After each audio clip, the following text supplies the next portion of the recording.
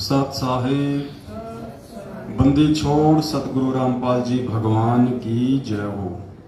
परमपिता परमात्मा सारी सृष्टि के रचनहार, कुल मालिक, असंख्य ब्रह्मांडों के स्वामी, तीनों लोकों में प्रवेश करके सबका भरण पोषण करने वाले जगत गुरु संत श्रोमणी सतगुरु रामपाल जी परमेश्वर जी के चरण कमल में आज दिनांक 22 जून 2022 को हम सभी सत्सेवक भाई बहनों की तरफ से कोटि कोटि सादर दंडवत प्रणाम।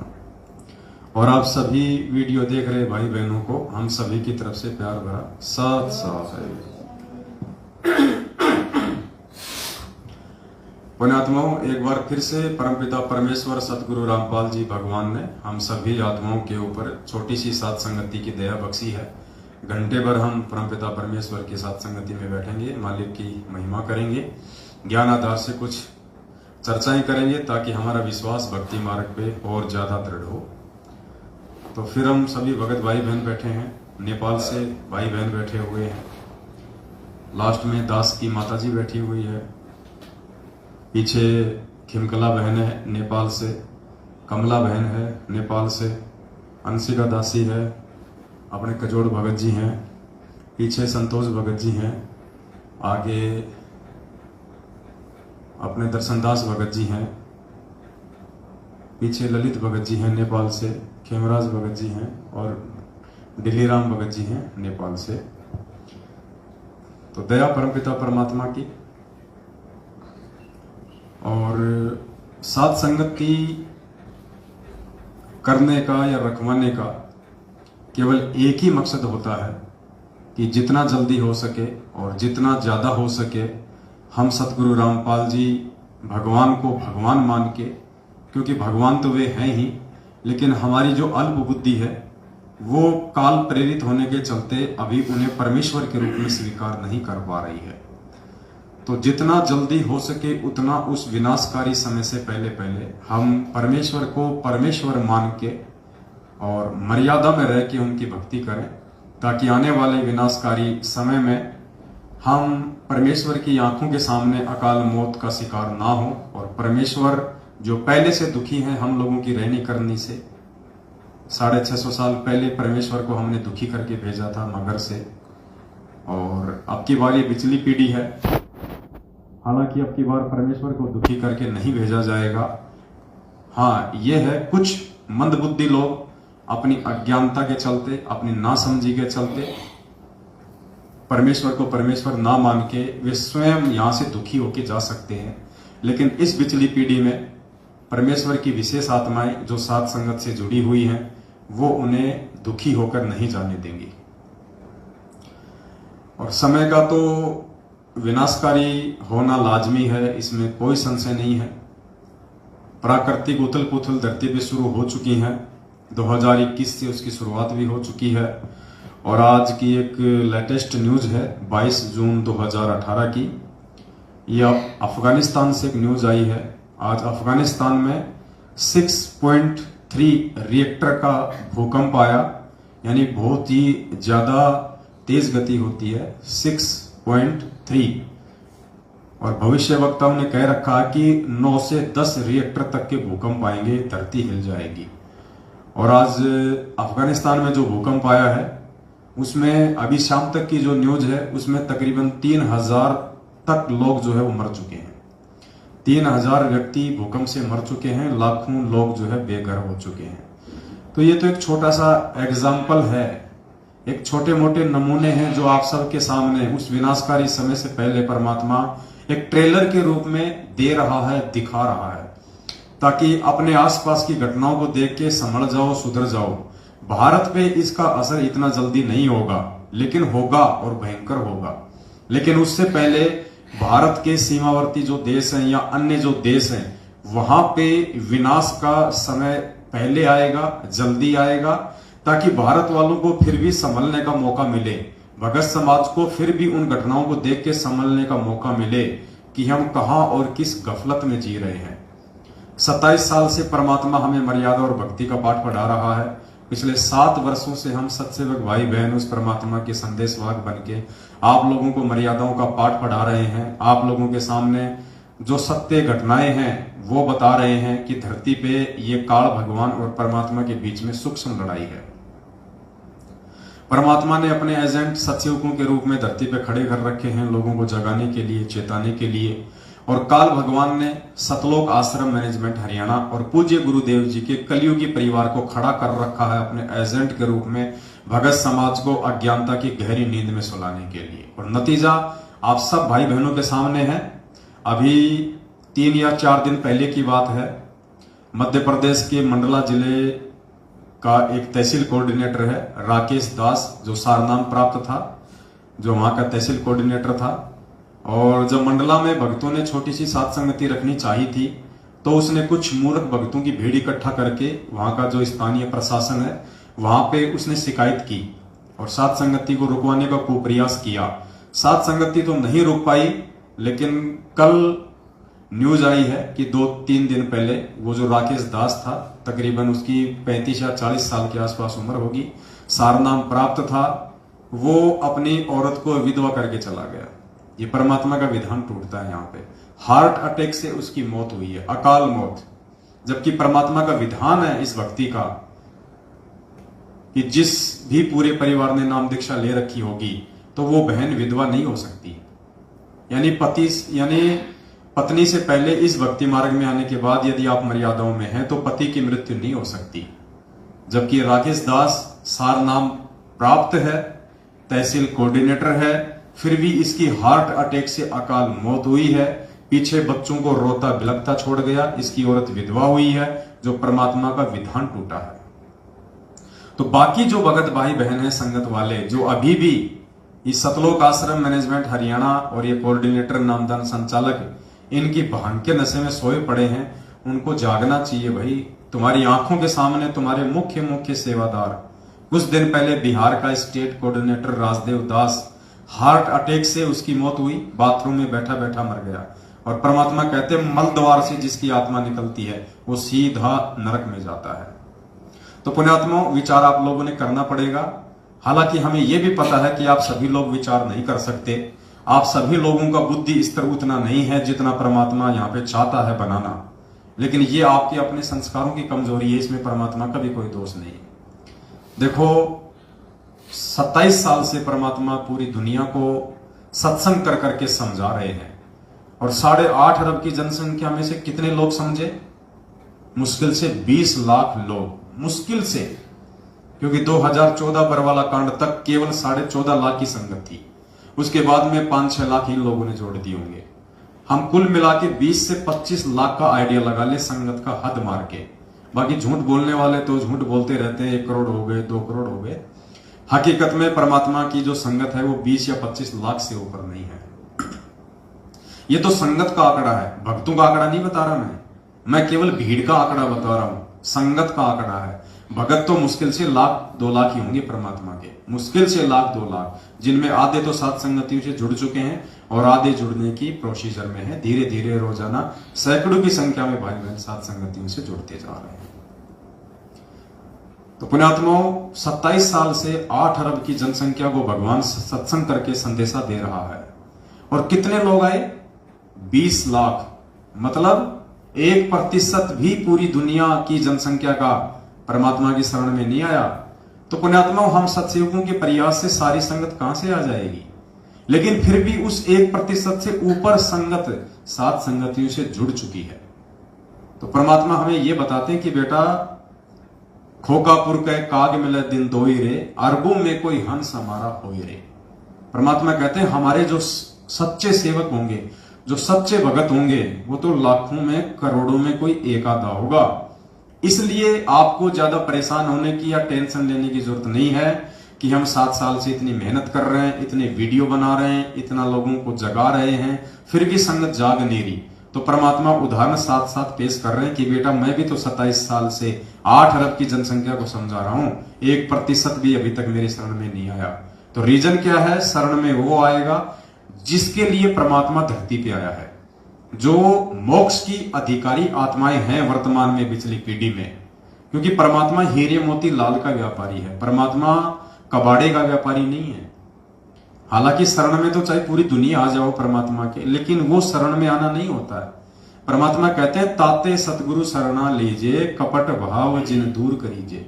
जो अपने मन से राग द्वेष छल कपट निंदा चुगली चोरी जारी स्वार्थ इन सबको दूर कर देता है, वो सतगुरु की शरण में माना जाता है, समझा जाता है।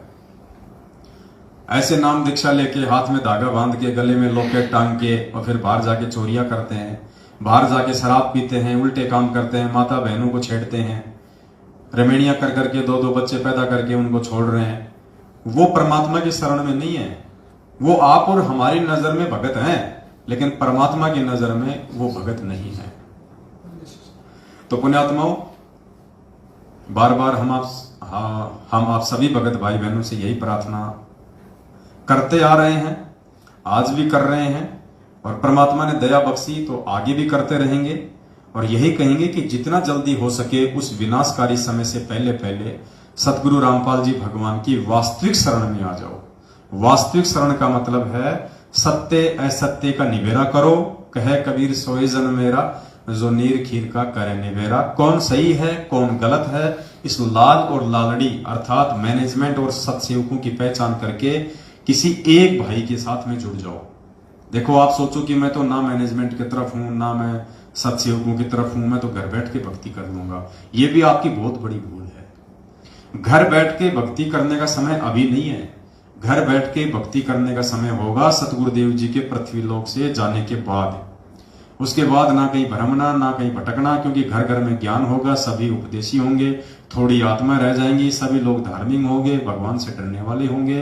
तो उस समय खाली अपना काम धाम करना है, ना आपकी कोई मर्यादा तोड़वाने वाला कोई बचेगा। बढ़िया आपका परमात्मा व्यापार धंधा सेट कर देगा, 2 टाइम की रोजी रोटी का। फिर आपने अपना भक्ति करनी है, कहीं हांडने की जरूरत नहीं है, ना कहीं आश्रमों में धक्के खाने की जरूरत है, ना किसी भगत के चक्कर में आने की जरूरत है। लेकिन जब तक सतगुरुदेव जी इसार जेल में हैं, तब तक आपको एक के साथ रहना पड़ेगा। चाहे मर्यादा तोड़ के मैनेजमेंट के साथ रह लो, चाहे मर्यादा सुधार के सत्सेवकों के साथ में रह लो, वरना आप जी भक्ति मार्ग से विचलित हो जाओगे। आप इस मार्ग से कोसों दूर हो जाओगे। कब काल भगवान आपके अंदर कुप्रेरणा करके धीरे धीरे परमात्मा कहते हैं ना, जैसे कोई तालाब है जल से भरा हुआ है, और जब गर्मी का महीना होता है तो धीरे धीरे वो पानी डाउन होता चला जाता है, और डाउन होते हुए का निशान भी दिखाई नहीं देता। तो काल आपके अंदर ऐसी कुप्रेरणा कर देगा, धीरे धीरे आप इस भक्ति और भगवान से दूर हो जाओगे, यदि आप किसी एक से ना जुड़े तो। और दोनों में से फायदा किसके साथ जुड़ने का है, ये डिसीजन आपने स्वयं करना है। तो कहने का मतलब है उस विनाशकारी समय की शुरुआत हो चुकी है भाई। ये पूरा मामला 2-4 साल का है, 2028 तक का ये बता रखा है भविष्य वक्ताओं ने। लेकिन ये 24-25 का जो आंकड़ा है ना, ये बहुत ज्यादा खतरनाक है। आने वाला साल 1.5 साल है ना, वो बहुत ज्यादा खतरनाक है। और वैसे तो कोई भरोसा नहीं अब समय का। जिस प्रकार से दुनिया वालों ने परमात्मा को दुखी कर रखा है, नाराज कर रखा है, परमात्मा को रिजेक्ट करके जेल में बैठा रखा है, दुनिया ने तो अपने सिर के ऊपर नंगी तलवार लटका रखी है कच्चे धागे से। कभी भी टूट सकती है, कोई भरोसा नहीं है, अगले पल कुछ भी हो सकता है यहाँ पे। ये तो परमेश्वर की मेहर समझो कि परमात्मा भगत समाज को और दुनिया वालों को एक मौका दे रहे हैं कि जितना हो सके मेरी आत्माएं और काल के जाल से बाहर निकल के मेरी शरण में आ जाएं, तो उनका बचाव हो जाए। बस इतना ही देर है, बाकी तो दुनिया का विनाश हुआ पड़ा है, कोई बचाने वाला नहीं है। क्योंकि बचाने वाले को ही हमने रिजेक्ट कर दिया, तो बचाएगा कौन। तो अफगानिस्तान में जो भूकंप आया है, उससे ये आइडिया लगाया जा सकता है कि विनाश की शुरुआत है, और धीरे धीरे कब और कैसे ये चारों तरफ फैल जाएगा आप लोगों को पता भी नहीं चलेगा। पृथ्वी की धुरी चेंज हो चुकी है, आपको पता है। वैज्ञानिकों ने अभी नीचे की जो प्लेटें हैं, जो उनका अन्वेषण किया है, उससे पता चला है कि जो भारत देश है धीरे धीरे वो यूरोप की तरफ नीचे से वो खिसक रहा है। अर्थात पूरी पृथ्वी की धुरी चेंज हो जाएगी, संतुलन बिगड़ जाएगा, जिसके चलते भयंकर भूकंप आएंगे और सुनामियां आएंगी, बाढ़ आएंगी, मतलब बहुत भयंकर आपदाएं आएंगी। अब सोचो उस समय पुण्यात्माओं, ये ना सोचना कि गुरुजी बचा लेंगे। बचाएंगे तो गुरुजी, लेकिन बचाएंगे किसको? उसको बचाएंगे जो आज गुरुजी का बन के दिखाएगा, जो आज परमात्मा का बन के दिखाएगा। हम बात बात पे प्रार्थना कर लेते हैं, गुरुजी दास पे दया करो, गुरुजी मेहर करो, गुरुजी दास की रक्षा करना। लेकिन तुमने तो प्रार्थना कर ली, लेकिन परमात्मा भी तो चेक करेगा ना कि ये रक्षा के लायक है या नहीं है। परमात्मा को तो चेक करेगा ना, 27 साल से मैंने जो ज्ञान दिया है ये उस ज्ञान को आधार बना के चल रहा है या ये मेरे परिवार की चापलूसी और देखा देखी में चल रहा है। परमात्मा चेक करेगा कि ये भगत कितना मर्यादा में है, कितना मर्यादा में नहीं है। उसके बाद गुरुजी रक्षा करेगा। गुरुजी आपके बाप का नौकर नहीं है, जो आप कहोगे वैसा गुरुजी कर देगा। तो पुण्यात्माओं, प्रार्थना है समय रहते साथ संगति से जुड़ जाओ। देखो, हम भी आपके भाई बहन ही है। अगर हम आपके दुश्मन होते या हम जिस प्रकार से हमारे को एक खलनायक के रूप में पेश कर दिया गया है संगत में मैनेजमेंट वालों के द्वारा अपने धार्मिक धंधे के लिए, कि कहीं जनता को सच्चाई पता ना चल जाए भगत समाज को, और हमारा ये ज्योति पाठ और दान का धंधा बंद ना हो जाए, ये रक्तदान और देह दान का धंधा बंद ना हो जाए, ये फर्जी आश्रम के लिए जमीन दान करवाने का धंधा बंद ना हो जाए। इन्होंने जिस प्रकार से हमारे को खलनायक बना के पेश कर रखा ना संगत में, तो इनका तो ये मजबूरी है करना, क्योंकि इनका तो वरना धंधा चौपट हो जाएगा। आप लोगों की क्या मजबूरी है? आपकी बुद्धि भी क्यों ऑफ हो रही है? अरे हम अगर आपके दुश्मन होते, हम यदि इस परमात्मा के दुश्मन होते, हमें यदि ये मार्ग अच्छा नहीं लगता, तो हम क्यों पड़े इस मार्ग में? हमें क्या स्वार्थ है इस मार्ग में पड़े रह के 3 टाइम की आरती करने का, भक्ति करने का, और आप जैसे मंद बुद्धि लोगों को समझाने के लिए अपना खोपड़ा खराब करने का? अरे गुरुद्रोही कौन होता है? गुरुद्रोही वो होता है जिसको गुरु जी से कोई मतलब ही नहीं होता, जिसको गुरु की संगत से कोई मतलब ही नहीं होता, वो होता है गुरुद्रोही, यानी बिल्कुल गुरु जी के विपरीत। तो आज तक है कोई ऐसा शब्द हमारे मुख से निकला हो किसी भी भाई बहन के, साथ संगत वालों के, जो गुरु जी के विपक्ष में हो? या ऐसा कोई हमारा वो कर्म है आज तक का जिससे कि गुरु जी की बदनामी हो, लोग गुरु जी को भला बुरा कहें, लोग गुरु जी की निंदा चुगली करें, जबकि मैनेजमेंट वालों के लाख कर्म हम आपको गिना दें, गुरु जी के परिवार के सैकड़ों कर्म हम आपको गिना दें, जिनकी वजह से आज दुनिया संत रामपाल जी को गालियां दे रही है।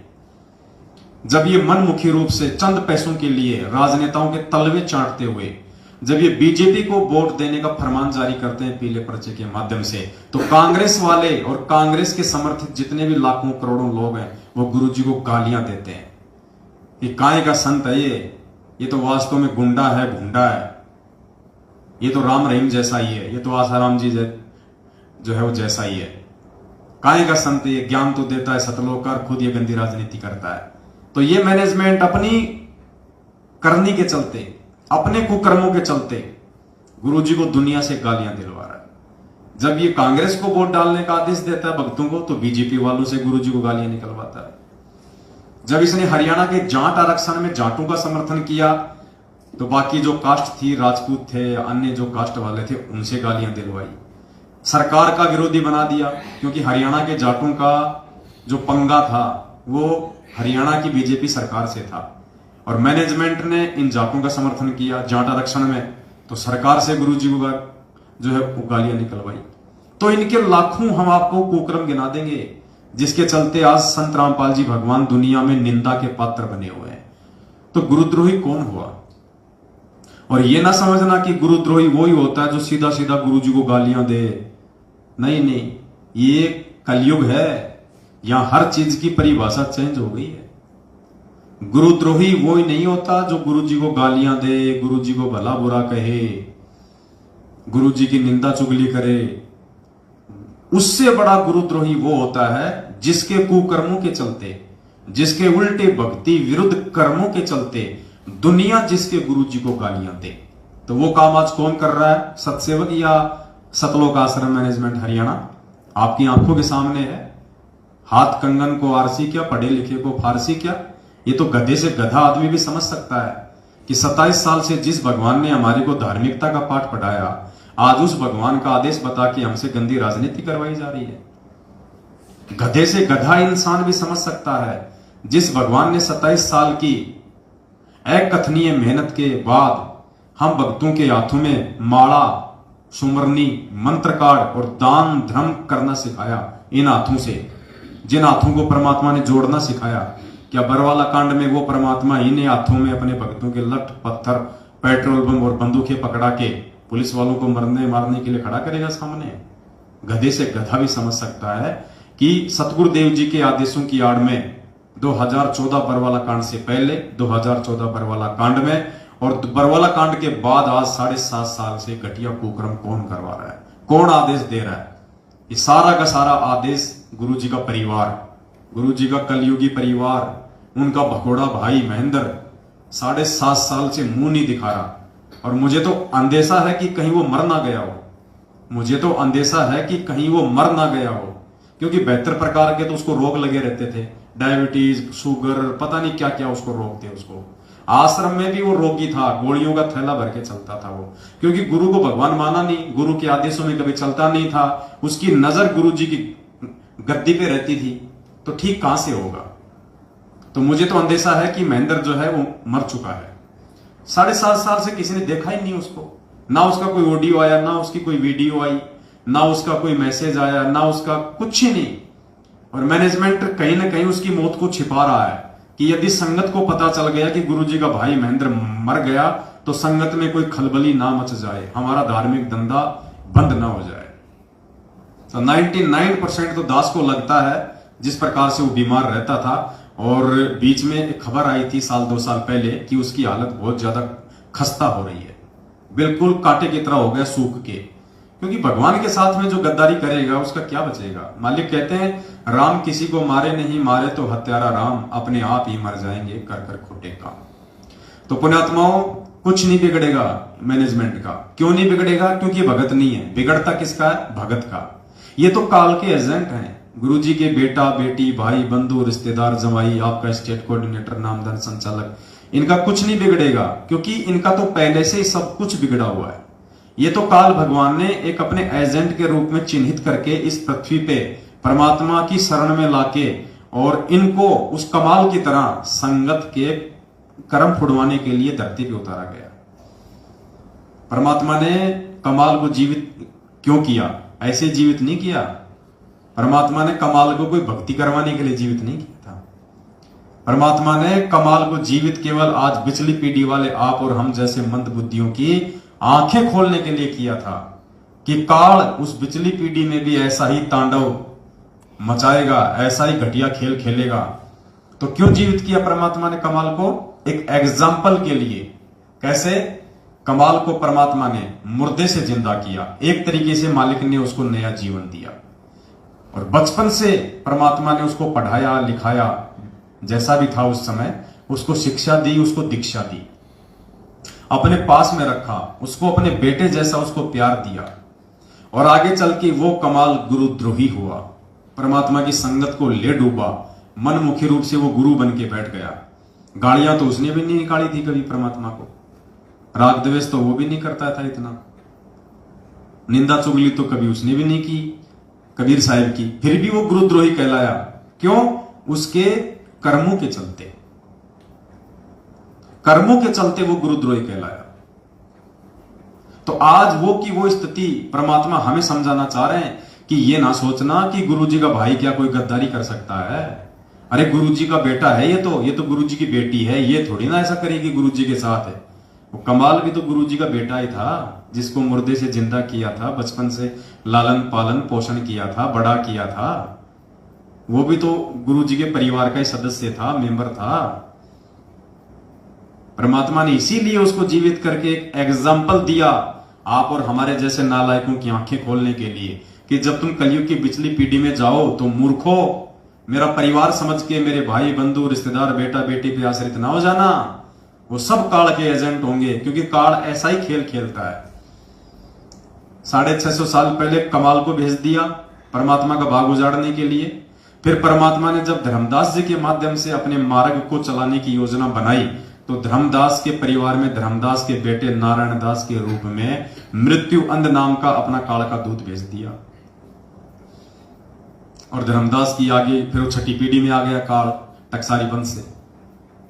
गरीबदास जी के पंथ में भी ऐसा ही हुआ, नानक जी के पंथ में भी ऐसा ही हुआ, उसके दोनों बेटे उसके विरोध में हो गए। तो आज संत रामपाल जी के इस मार्ग को काल कैसे सही तरीके से चलने देगा? उनके भाई को भेज दिया अपने एजेंट बना के, उनके बेटा बेटी भेज दी अपने एजेंट के रूप में, उनके रिश्तेदार भेज दिए अपने एजेंट के रूप में, क्योंकि काल को पता है कि संगत ये ज्ञान लेने के बाद में जगत वालों से भ्रमित नहीं होगी। अगर संगत को भ्रमित करना है तो संगत वालों के माध्यम से कराओ और विश्वास पैदा करके कराओ। तो काल क्या करता है, पहले विश्वास पैदा करवाता है कुछ भक्तों के ऊपर और उसके बाद विश्वास में लेके फिर भक्तों की आंखें फोड़ता है। तो ये गुरुजी का जो परिवार है ना, जिसके विषय में परमात्मा ने बहुत बार गहरी गहरी बातें बोल रखी है संगत में, यानी दुनिया का पहला संत है संत रामपाल जी महाराज, पहला संत जिन्होंने सार्वजनिक तौर पे सत्संग करते हुए लाखों की भीड़ के सामने ये कहा था कि पुण्यात्माओं, मेरे बेटा और बेटियों का नेचर क्या है, उनका व्यवहार क्या है। मैंने काफी बार आप लोगों को वीडियो सुनाया परमात्मा का, आज एक बार फिर से आप जीवों को परमात्मा का वो वीडियो दास सुनाएगा, जिसमें परमात्मा ने अपने बच्चों के विषय में सार्वजनिक तौर पे खुल के साथ संगत में बताया हुआ है कि उनके बच्चों का क्या नेचर है, क्या उनका स्वभाव है। इस सत्संग में परमात्मा कह रहे हैं कि इस दास की 4 संतान थी।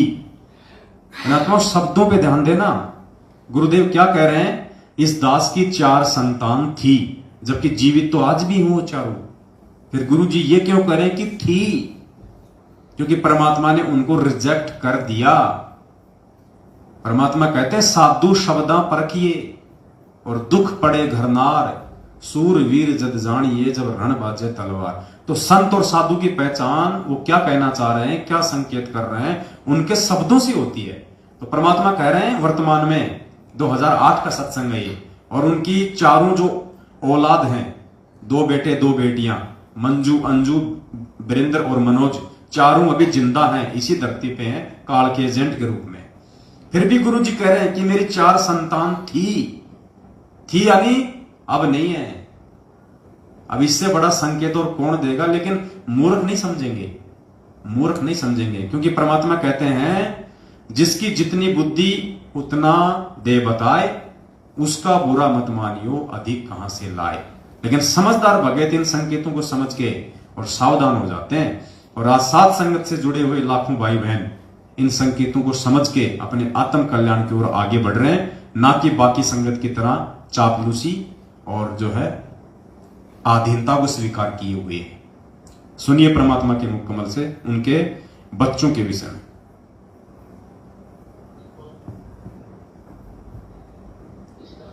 संतान 2 लड़के 2 लड़की थी।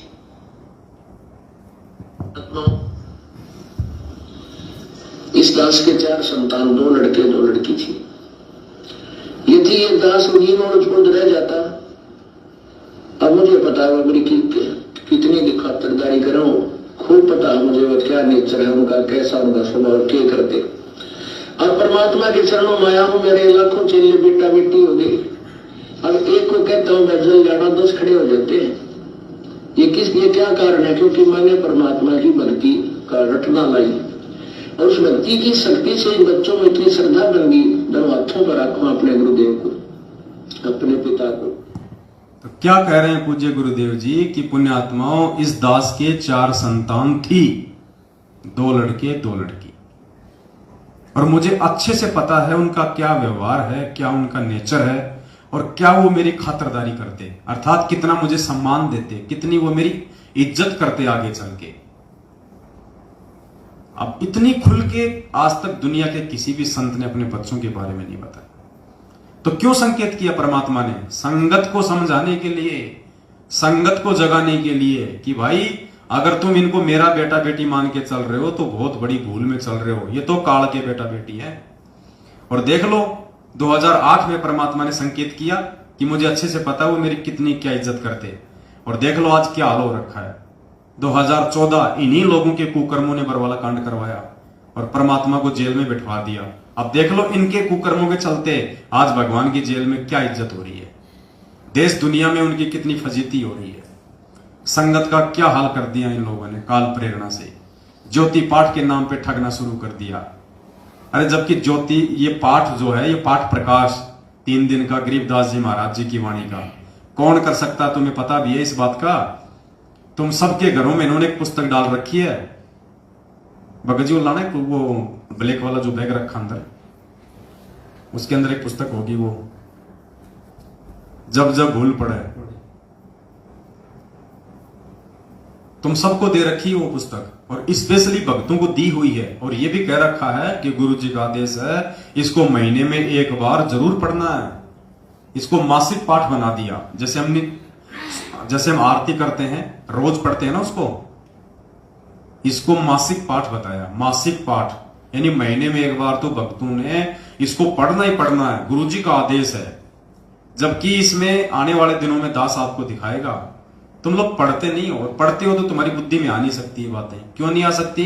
क्योंकि इस पुस्तक को भी पढ़ने का एक फॉर्मूला है, और तुम लोगों को नहीं पता वो फॉर्मूला क्या है, और ना तुम्हें मालूम पड़ सकता। तुम जितना पढ़ोगे उतना तुम उलझते चले जाओगे। ये जो पुस्तक है ना, आने वाले दिनों में जिसका पोस्टमार्टम होगा परमात्मा के आशीर्वाद से, ये पुस्तक जैसे तुम पढ़ रहे हो वैसे नहीं पढ़ी जाएगी। ये पुस्तक पीछे से पढ़ी जाएगी। जैसे कुरान होती है ना, उसमें उल्टे शब्द पढ़े जाते हैं। ये जब भूल पड़े पुस्तक, ये पीछे से पढ़ी जाएगी, ना कि आगे से। तुम आगे से पढ़ रहे होंगे, जिंदगी में समझ में नहीं आएगी। इसका एक फॉर्मूला है। आने वाले दिनों में परमात्मा दया करेंगे, दास आपको पीछे से पढ़ के सुनाएगा एक एक चीज, तब आपके समझ में आएगी। और ये जो पुस्तक है, ये सतलोक आश्रम मैनेजमेंट हरियाणा के साथ में जुड़े हुए लोगों के लिए जहर है, जहर। और सत्सेवकों के लिए ये अमृत है, अमृत। क्योंकि इस पुस्तक को जब हम पढ़ेंगे, इस पे वीडियो बनाएंगे, इसका पोस्टमार्टम होगा ज्ञान आधार से, तो सत्सेवकों का तो भक्ति मार्ग पे विश्वास बढ़ेगा। और साथ संगति से ना जुड़ के जो लोग मनमुखी रूप से मैनेजमेंट का आदेश मान के इस पुस्तक को पढ़ रहे हैं कि गुरु जी का आदेश है, उनको कुछ समझ में आएगा नहीं, उल्टी उनकी मर्यादा टूटेंगी। इसमें ऐसी ऐसी बातें लिखी हुई हैं जिससे आपको सीधा काल भगवान के मुंह में लेके जाया जाएगा।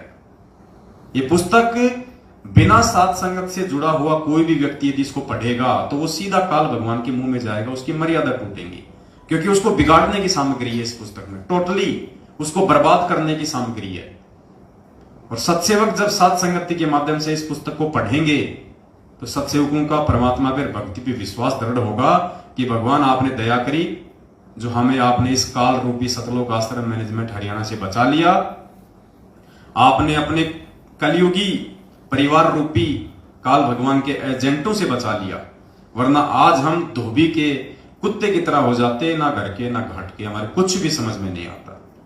तो आने वाले दिनों में इस पुस्तक को हम लेके चलेंगे। तो परमात्मा यहां पे अपने बच्चों के विषय में स्पष्ट बता रहे हैं, और आज तुम उन्हीं बच्चों की पूंछ पकड़ के चल रहे हो, उन्हीं की चापलूसी कर रहे हो, उसी कलयुगी भाई के आदेशों पे चल रहे हो, और उसी परिवार के आदेशों पे चंद टुकड़ों के लिए उनकी गुलामी करने वाले नामदान संचालक और कोऑर्डिनेटरों के पीछे चल रहे हो। भाई बुद्धि भ्रष्ट हो चुकी है। परमात्मा कुछ भी बचाव नहीं करेगा अगर समय रहते आंखें नहीं खोली और साथ संगति से नहीं जुड़े तो। अरे परमात्मा कहते हैं, कहे कबीर सोए जन मेरा, जो नीर खीर का करे निबेरा। अरे सत्य असत्य को देखना, जांचना, परखना भगत का प्रथम कर्तव्य है। तुम्हें किस मूर्ख ने बहका दिया?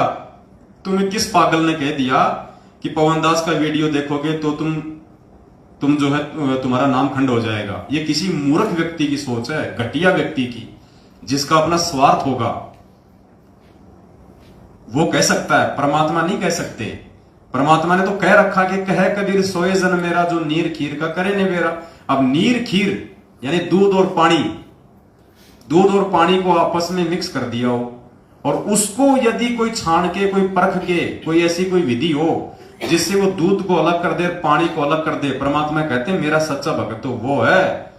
चाहे झूठ और सांच को आपस में कितना मिला दिया जाए, मेरा भगत मेरे ज्ञान से उनमें नीर खीर का निबेरा कर लेगा, निर्णय कर लेगा कि सच क्या और झूठ क्या है। उसके बाद में सत्य का संग करेगा, झूठ को त्याग देगा। उसको बताया भगवान ने हंस। अरे तुमसे तो जगत वाले अच्छे।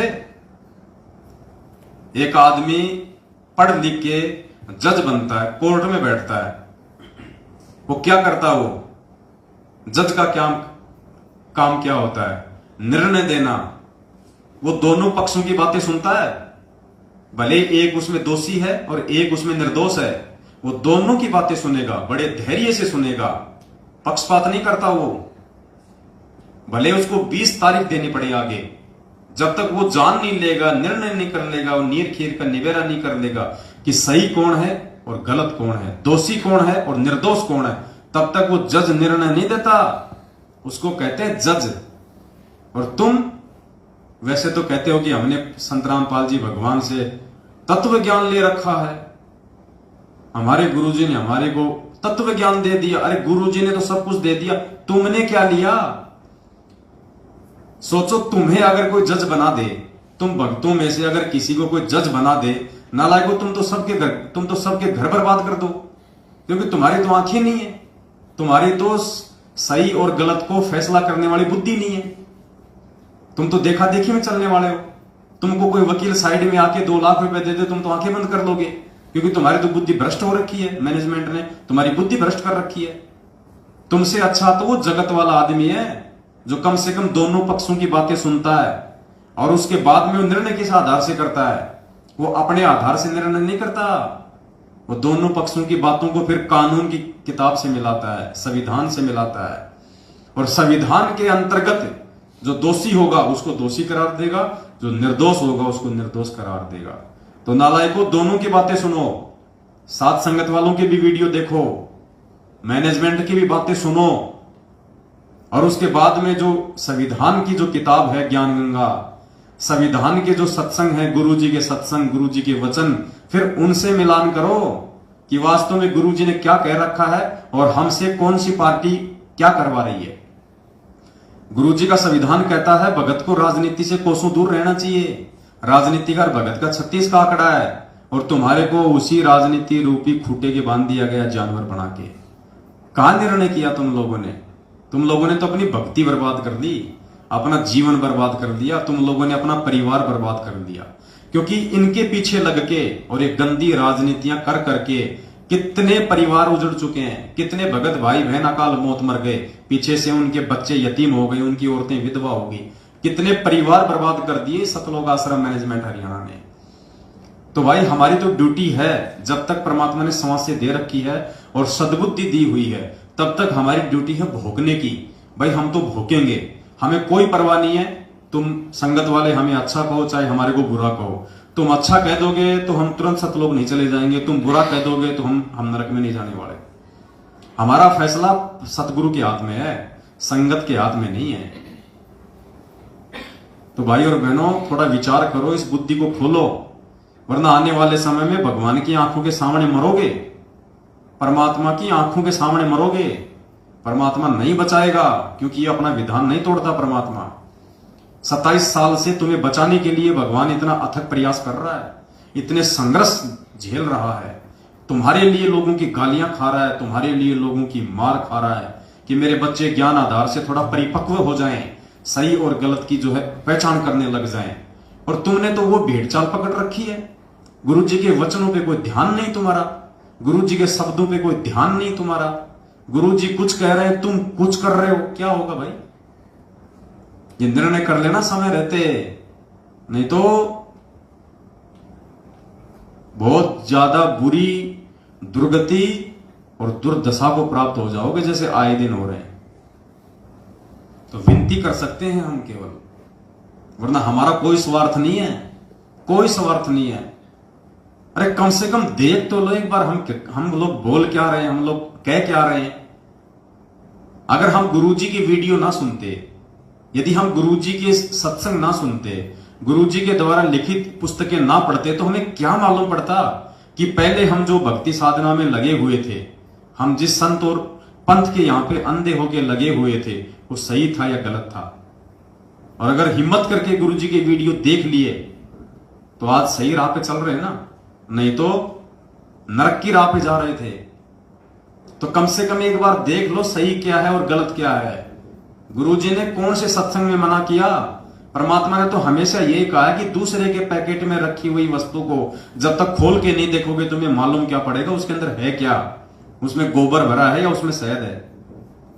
पुण्यात्माओं, थोड़ी हिम्मत करके, और अगर तुम्हें भय है कि नामखंड हो जाएगा तो कोई बड़ी बात नहीं, एक बार नामखंड कर लो, अरे फिर से शुद्ध करवा लेना। तुम्हें कौन सा गंगा जी में जाके स्नान करना पड़ेगा? गली गली में इन्होंने फर्जी नामदान के अंदर खोल रखे हैं, अगर खंड भी हो जाए तो शुद्ध करवा लेना। और वैसे भी तुम कौन से शुद्ध हो? एक भी आदमी शुद्ध नहीं है संगत में, एक भी। एक भी भगत ये कहते कि मैं शुद्ध हूं, कोई शुद्ध नहीं है, सब खंडित है। जिनका बाप जेल में बैठा हो वो कभी भी वो ब्राह्मण नहीं बन सकता, वो पंडित नहीं रह सकता, भगत नहीं रह सकता जिसका बाप जेल में बैठा हो।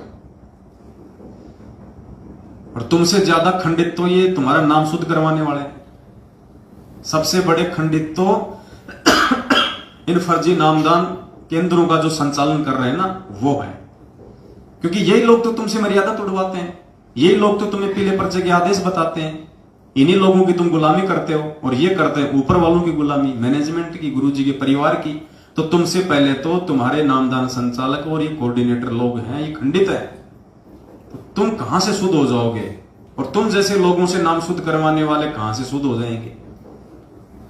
कुछ नहीं, ये तो परमात्मा कहते हैं ना कि वो रमलू वाली और ताई वाली जो कहानी थी, बोले रमलू तने रो लो, बोले ताई बोले आगे देखे जाना, रोए जाना। तो ये हाल करके छोड़ दिया तुम्हारा मैनेजमेंट ने, ना तुम घर के रहे ना तुम घाट के रहे। आज 90% संगत, जो भाई बहन सात संगत से नहीं जुड़े हुए हैं, धोबी के कुत्ते जैसी हालत है उनकी, भले वो शर्मा शर्मी में किसी को ना बताओ। और अच्छी आत्मा है वो जो लोग समय रहते समझ गए, और आज भी धीरे धीरे समझते जा रहे हैं, लेकिन समय ज्यादा नहीं है।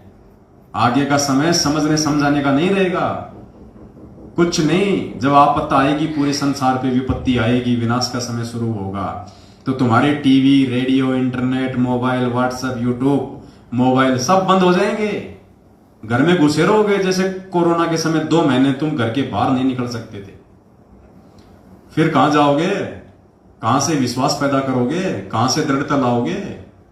ये दृढ़ता उस समय उन आत्माओं में रहेगी। ये विश्वास परमात्मा उन आत्माओं में प्रकट करेगा जो आज सात संगतियों से जुड़ के पांचों यज्ञ की खीर खा रहे हैं, अपने गुरु को भगवान मान के भोग लगा रहे हैं, भक्ति कर रहे हैं, मर्यादाओं में रह के और परमात्मा के मार्ग पे चल रहे हैं। उन आत्माओं को दृढ़ता मिलेगी। उन आत्माओं के साथ में उस समय सतगुरु रामपाल जी भगवान रहेंगे। तुम जैसे राजनीति करने वालों के साथ में तो काल भगवान भी अपना नाता तोड़ लेगा। खैर तुम्हारी मर्जी, हमारा तो काम है भाई बताने का, समझाने का। हम तो अपना जो फर्ज है वो पूरा हम करेंगे, बाकी आप भाई बहनों की अपनी अपनी अपनी समझ है। तो एक शब्द है परमात्मा का, पूज्य गुरुदेव जी के द्वारा लिखा हुआ है। शब्द को हम महिमा के रूप में गाएंगे और समझने का प्रयास करेंगे कि परमेश्वर ने इस शब्द के माध्यम से हम भक्तों को क्या जो है निर्देशित किया है। सत साहिब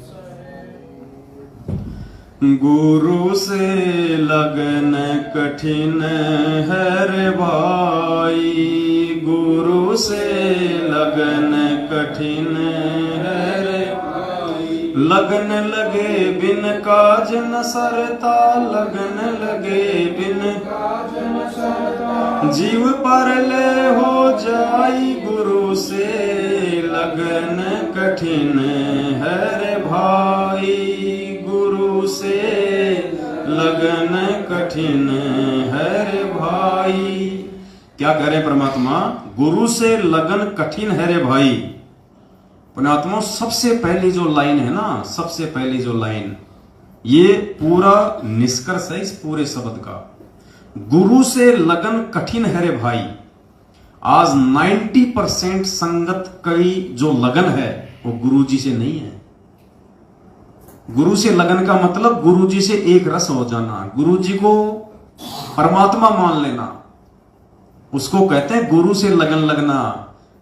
यानी एक से जब आपकी लगन लग जाएगी तो दूसरे की आपको उम्मीद नहीं रहेगी, दूसरे की आपको आशा नहीं रहेगी। तो गुरुजी कहते हैं कि गुरु से लगन लगाना ही कठिन है, भक्ति कठिन नहीं है। अब 90% संगत की कैसे गुरुजी से लगन नहीं लग रही? क्योंकि जिन जिन लोगों ने ये 14 जून 2022 को एक कागज की फोटो के साथ में लगन लगा के उस काल्पनिक फोटो को अपना भगवान मान के उसका प्रकट दिवस मनाया है, उनकी कहां से गुरु में लगन है? कहां तुम्हारी गुरु में लगन हो गई? तुमने तो कागज की एक काल्पनिक फोटो से लगन लगाई है, अपने गुरु से कहां लगन लगाई? अगर गुरु से तुम्हारी लगन होती तो 14 जून को उधर मुंह करके भी नहीं सोते।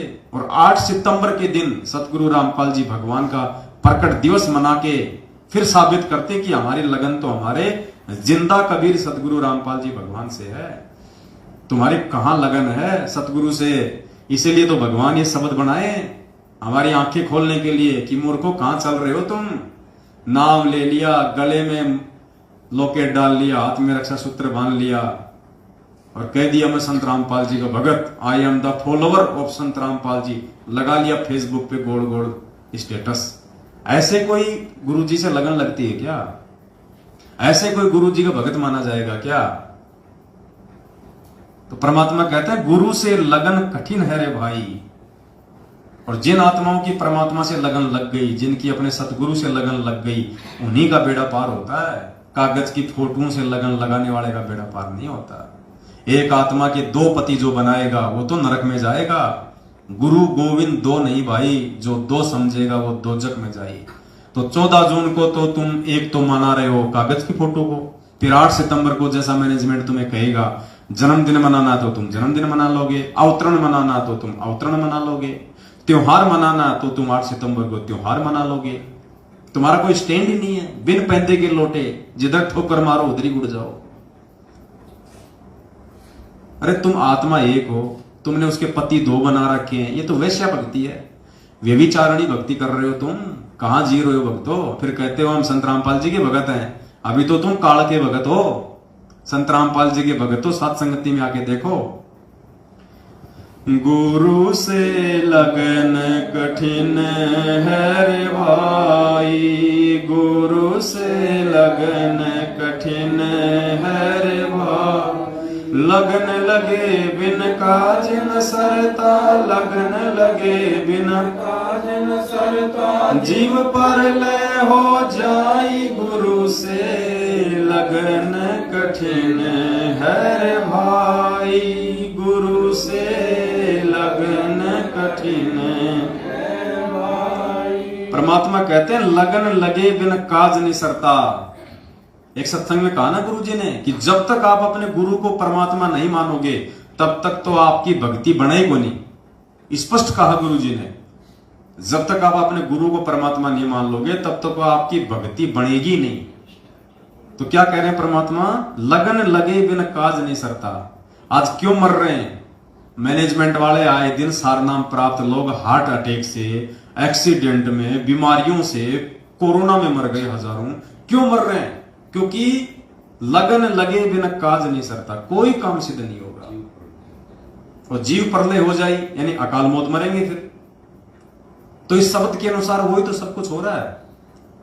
परमात्मा ने हमें गीता जी अध्याय 16 श्लोक नंबर 23 से क्या पढ़ाया कि शास्त्र विधि को त्याग के जो मनमाना आचरण करेगा उसकी ना सिद्धि होगी, ना रिद्धि मिलेगी, ना उसका कोई कार्य सिद्ध होगा। तो यही तो हो रहा है। हम इसी श्लोक के अनुसार तो चल रहे हैं 90% आज।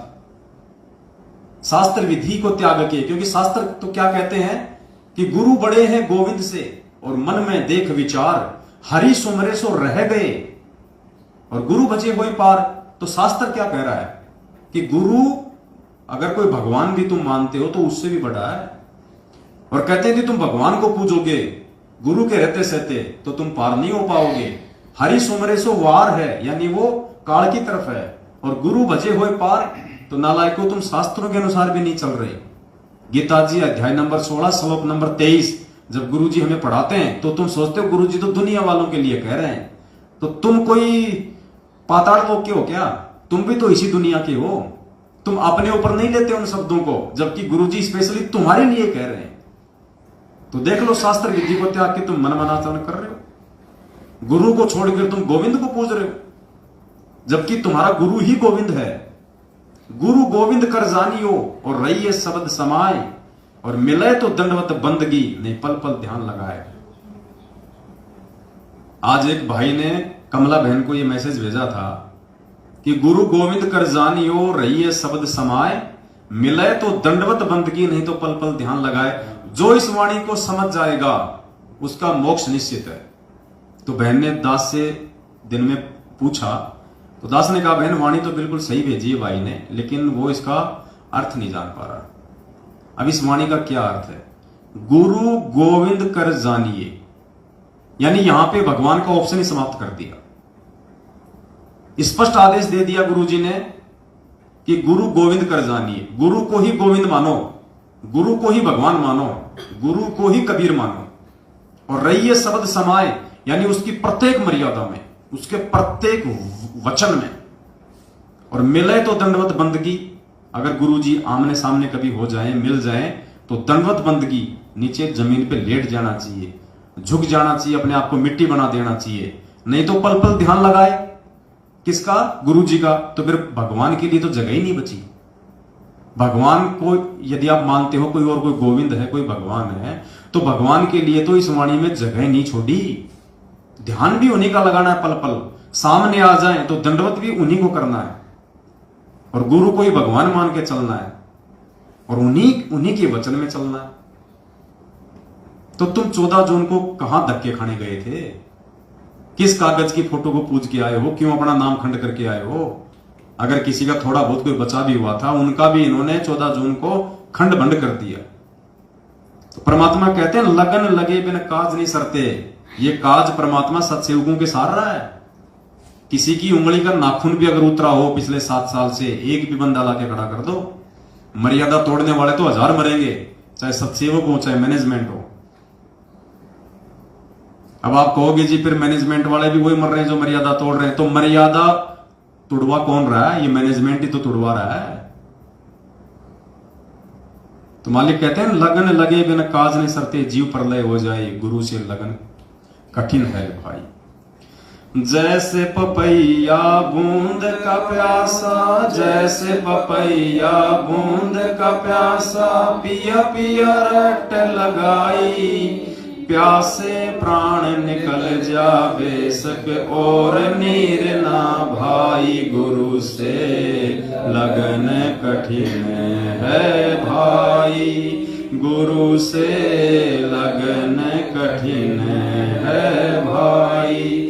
लगन लगे बिन काज न सरता, लगन लगे बिन काज न सरता, जीव पर ले हो जाई, गुरु से लगन कठिन है भाई, गुरु से लगन कठिन है भाई। क्या कह रहे हैं परमात्मा?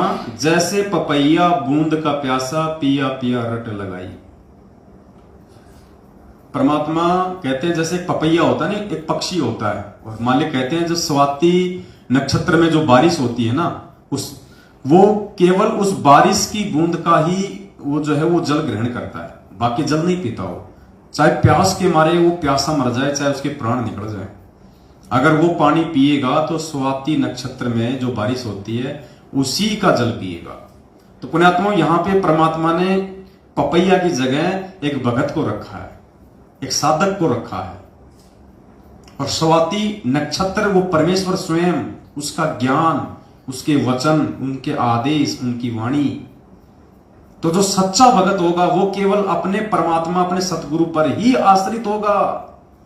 सतगुरु के अलावा, यानी उस पपैया के लिए नक्षत्र, मतलब स्वाति नक्षत्र के समय में जो बारिश होती है उसके अलावा चाहे ऊपर से अमृत बरसा दो, वो अपना मुंह नहीं खोलेगा, उस अमृत को भी वो अपने अंदर ग्रहण नहीं करेगा, क्योंकि उसके शरीर की जो व्यवस्था है, उसकी जो प्रकृति है, वो परमात्मा ने वैसी ही बना रखी है। तो पुण्यात्मा यहां परमात्मा समझ रहे हैं कि उस पपैया रूपी भगत को यदि आश्रित रहना है, यदि उसको निर्भर रहना है, यदि उसको वास्तव में अपना मोक्ष करवाना है, तो केवल और केवल अपने गुरु भगवान पे ही आश्रित रहना है। अगर वो आदेश की पालना करे तो अपने गुरु भगवान के ही आदेशों की पालना करे। वो अगर किसी की पूजा करे तो केवल अपने गुरु भगवान की ही पूजा करे। अगर किसी के वचन को माने तो केवल अपने गुरु भगवान के वचन को ही माने। और तुम्हारे को तो इन्होंने पपैया से काला कौवा बना दिया। काला कौवा, गुरु जी का तो तुम एक भी आदेश नहीं मानते, और सारे आदेश तुम मानते हो पीले पर्चों के, और पीले पर्चे लिख रहा है मैनेजमेंट। एक भी आदेश इस पीले पर्चे का गुरु जी के ज्ञान से मेल नहीं खाता। अरे आंखें फूट गई है जब तो बात अलग है। अगर आंखें सही हैं तो 27 साल से गुरु जी के सत्संग सुन लो और देख लो, कभी भी गुरु जी ने रक्तदान की बात करी हो? दे दान की बात करी हो, कभी भी आश्रम में गुरुजी ने भक्तों को आदेश दिया हो कि बच्चों रक्त दान करो, दे दान करो, कभी भी गुरुजी ने किसी पार्टी विशेष को वोट दिलाया हो? जैसे मैनेजमेंट आए दिन कहता है कि बीजेपी को वोट दो, बीजेपी का समर्थन करो, बिल्कुल ही मतलब इस दिमाग में कोयला भर रखा है क्या? गधे से गधा आदमी भी समझ जाए इतने सत्संग सुन के परमात्मा के, और हम क्या कर रहे हैं? पपैये के बजाय कौवे की भूमिका निभा रहे हैं। तो भाई क्या मिलेगा फिर खाने को? लेटरिन मिलेगा, टट्टी खाएगा फिर। वो स्वाति नक्षत्र वाली बूंद तो भाई पपैये के लिए होती है, कौवों के लिए नहीं होती। फिर तुम्हारे काज नहीं सर सकते, और अगर किसी के थोड़े बहुत काज सर रहे हैं तो समझ लेना तुम्हारी बैटरी चल रही है, परमात्मा का आशीर्वाद नहीं चल रहा। तो परमात्मा कहते हैं जैसे पपैया बूंद का प्यासा पिया पिया रट लगाई। अब बताओ, तुम्हारे को सार नाम तो लेना था अपने सतगुरु से। पपैये को बूंद तो पीनी थी स्वाति नक्षत्र की, और पिला दिया उनको ऊपर से तेजाब। अरे तुम्हारे को ये सार नाम तो लेना था अपने सतगुरु से। जैसे पपैया बूंद का प्यासा, हमें वो सार नाम रूपी बूंद अपने सतगुरुदेव जी के मुख कमल से लेनी थी, और तुम्हारे को इन काल एजेंटों ने सार नाम के नाम पे वो तेजाब पिला दिया। तेजाब ये कहके कि ये स्वाति नक्षत्र की बूंद का जल है। तो बताओ तुम्हारे काज कहां से सरेंगे? भेड़ चाल में चलने वालों के काज कहां से सरेंगे? जैसे पपैया बूंद का प्यासा पिया पिया रट लगाई। हम लगा रहे हैं रटे, हम सत्सेवक। देखो परमात्मा की महिमा उनके आशीर्वाद से। हमारी औकात नहीं है, ना धरती पे किसी औकात है जो भगवान के विषय में एक शब्द उसकी महिमा में गा दे, क्योंकि भगवान की महिमा हर किसी के समझ में आएगी नहीं, उनके बस की बात ही नहीं है। तो भगवान सद्बुद्धि देके समझाता है, वो खुद अपनी महिमा करवाता है। जीव के बस की बात नहीं जो भगवान की महिमा कर दे। तो पिया पिया रट तो कौन लगा रहा है? ये सात संगत वाले भाई बहन लगा रहे हैं पिया पिया रट। अपने सतगुरु को पल पल याद कौन कर रहा है? उनकी महिमा कौन गाना आ रहा है? हम सार नाम की ओर में नहीं भागते। हम सार नाम की दौड़ में 15-15 हजार रुपए देके अपना शिष्य धर्म को नष्ट नहीं करते। तो सात संगत से भाई बहन अपने गुरु को भोग लगा लगा के, उनको परमात्मा मान मान के उनको रिझा रहे हैं उनको। तो ये पिया पिया रट, ये सतगुरु सतगुरु रट कौन लगा रहा है? सात संगत वाले भाई बहन लगा रहे हैं। तो निर्णय कर लेना, आप लोग मैनेजमेंट की कुशांति करके कौवे की श्रेणी में हो या सात संगत से जुड़ के पपैये की श्रेणी में हो। जैसे पपैया बूंद का प्यासा पिया पिया रट लगाई, प्यासे प्राण निकल जा बेशक और नीर ना भाई। हमें तो केवल सतगुरु के हाथों से ही सार नाम रूपी नीर पीना है, दूसरे के हाथ का तेजाब नहीं पीना, वो काला पानी नहीं पीना, कोयले का पानी नहीं पीना भाई। जो कोयले का पानी पिएगा फिर क्या होगा? उसका लीवर खराब होगा, फिर वो अकाल मौत मरेगा। देख लो आए दिन सैकड़ों लोग मर रहे हैं संगत में अकाल मौत। अरे और तो छोड़ो, ये जो राजस्थान के सोजत में जो इन्होंने फर्जी आश्रम बना रखा, अब की बार वहां पे इन्होंने जो प्रकट दिवस मनाया है, कल के अखबार में न्यूज आई है उनके प्रकट दिवस में जो भंडारा जो बच गया था, क्योंकि भंडारा इन्होंने 4-5 लाख के लिए बनाया, संगत वहां गई नहीं 1 लाख भी, तो भंडारा का क्या करेंगे? भंडारा इन्होंने फेंक दिया, भंडारा इन्होंने वहां पे नालों में फेंक दिया। और कल की न्यूज आई है 1 भैंस और 9 गाय मर गई वो खाना खा के। अरे बताओ, भगवान को भोग लगा हुआ अन्न खाने से कोई मरता है क्या? 1 भैंस और 9 गाय मरी है, इनके ऊपर मुकदमा करवाया कल वहां के लोगों ने। और जबकि गुरुदेव ने स्पष्ट बोल रखा कि ऐसे यदि कोई भंडारा यदि बच जाता है, पाठ का भंडारा, क्योंकि वहां तो पाठ चल रहा था ना, पाठ का यदि भंडारा यदि बच जाता है तो गुरुजी ने कहा कि या तो उसको जल प्रवाह करो या उसको जमीन में खड्डा खोद के डालो। इसी पुस्तक में लिखा हुआ है, इसी में। इसीलिए तो दास कह रहा है ना कि तुम्हारे को बिल्कुल विपरीत चलाया जा रहा है, इस पुस्तक के विपरीत।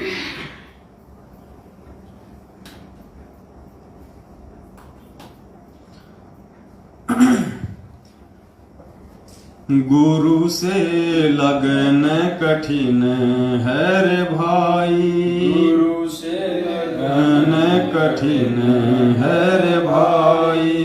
लगन लगे बिन काज न सरता, लगन लगे बिन काज न सरता, जीव पर ले हो जाई। गुरु से लगन कठिन है रे भाई, गुरु से लगन कठिन है भाई। जैसे मिर्गा शब्द सनेही शब्द सुनन को जाई, जैसे मिर्गा शब्द सनेही शब्द सुनन को जाई। शब्द सुने और प्राण दान दे, शब्द सुने और प्राण दान दे, तनिक नहीं बिराई, गुरु से लगन कठिन है भाई, गुरु से लगन कठिन है भाई।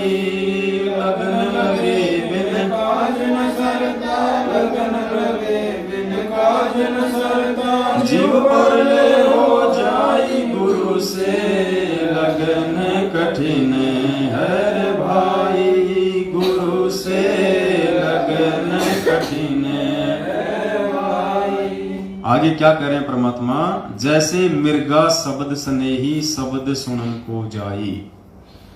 परमात्मा ने बताया जैसे हिरण है, और हिरण के अंदर एक कर्ण विकार है,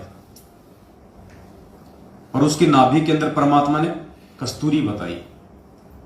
और वो कस्तूरी प्राप्त करने के लिए जो शिकारी होता है वो क्या करता है, वो एक मीठी सी सारंगी पे एक वाद्य यंत्र आता है, एक म्यूजिकल इंस्ट्रूमेंट आता है जिसको बोलते हैं सारंगी, वायलिन जिसको बोलते हैं।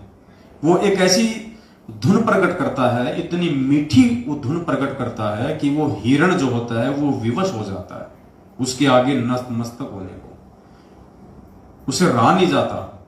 और वो हिरण स्वतः आकर्षित होकर उस धुन के ऊपर उस शिकारी के घुटनों पे अपना सिर रख के बैठ जाता है, और शिकारी उसको मार देता है या फिर उसको पकड़ लेता है, और फिर उसकी वो कस्तूरी जो नाभि में होती है वो निकाल लेता है।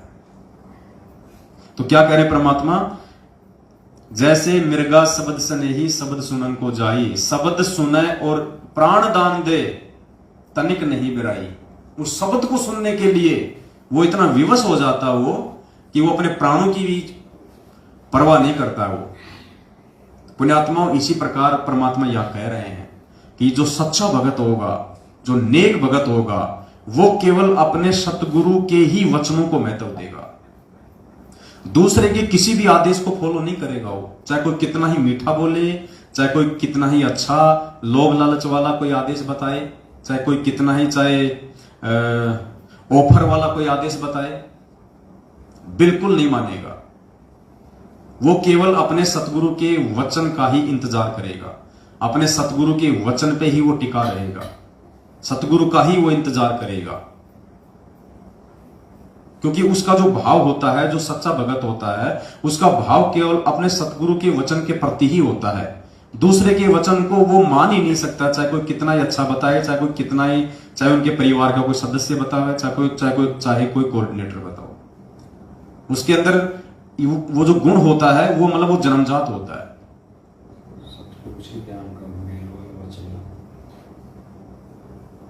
हाँ, यदि कोई बात कोई कह रहा है और वो वचन यदि परमात्मा के वचनों से मेल खाते हैं तो ठीक है, वो स्वीकार्य है।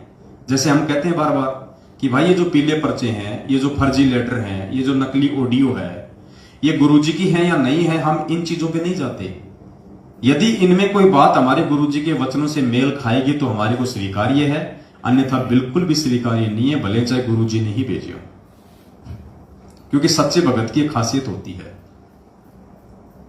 अब उस वायलिन या वो जो शिकारी जो वो धुन प्रकट करता है, उससे अच्छी अच्छी धुन तो और भी होती है, बहुत ज्यादा होती है।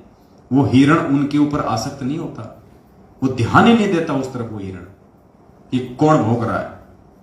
लेकिन जब उसको अपने सतगुरु वाली वो धुन जब उसको सुनाई देगी तो फिर वो जो है मतलब विवश हो जाता है, वहां पे उसको ब्लाइंड फेथ करना पड़ता है।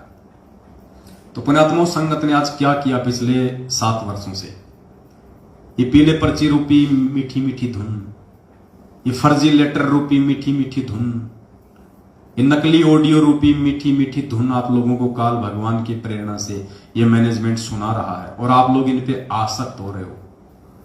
अरे हम भी तो आपके भाई बहन हैं, हम पे तो इनका कोई असर नहीं होता। हम तो उल्टा इनका पोस्टमार्टम और कर देते हैं कि ये किस व्यक्ति ने भेजा है, किस मनवश और स्वार्थी व्यक्ति के ये विचार है। 27 साल से भगवान के विचार सुन के कि हम इतना भी निर्णय नहीं कर सकते कि हमारे गुरुजी ने हमें क्या वचन कहे, हमारे गुरुजी ने भक्ति मार्ग पे हमारे को किस प्रकार से चलने के लिए आदेशित किया है, कि हम इतना भी नहीं जान सकते। साल भर तक टीचर ने पढ़ाया भारत की राजधानी नई दिल्ली, भारत की राजधानी नई दिल्ली, और जब परीक्षा का समय आया और उसमें कोई कहता कि बेटा भारत की राजधानी पंजाब, तो कोई मूर्ख व्यक्ति पंजाब लिखेगा, समझदार नहीं लिखेगा। तो कोई मूर्ख व्यक्ति होगा जो इन पीले पर्चों को गुरुजी का आदेश मान के इस राजनीति का हिस्सा बनेगा और अपने कर्म फोड़ेगा। तो ये जो मिर्गा वाली जो भूमिका है, ये पुण्यात्माओं साथ संगति से जुड़ के सत्सेवक भाई बहन निभा रहे हैं, क्योंकि उन्हें अपने परमात्मा का जो शब्द है, जो परमात्मा की जो वाणी है, परमात्मा की जो धुन है, वो उन्हें याद है। हम केवल अपने परमेश्वर के वचनों पे आकर्षित होते हैं, किसी दूसरे के वचनों पे आकर्षित नहीं होते जो परमात्मा के ज्ञान से मेल ना खाए। तो मालिक कहते हैं, जैसे मृगा शब्द स्नेही शब्द सुनन को जाई, शब्द सुने और प्राण दान दे तनिक नहीं बिराई, गुरु से लगन कठिन है भाई।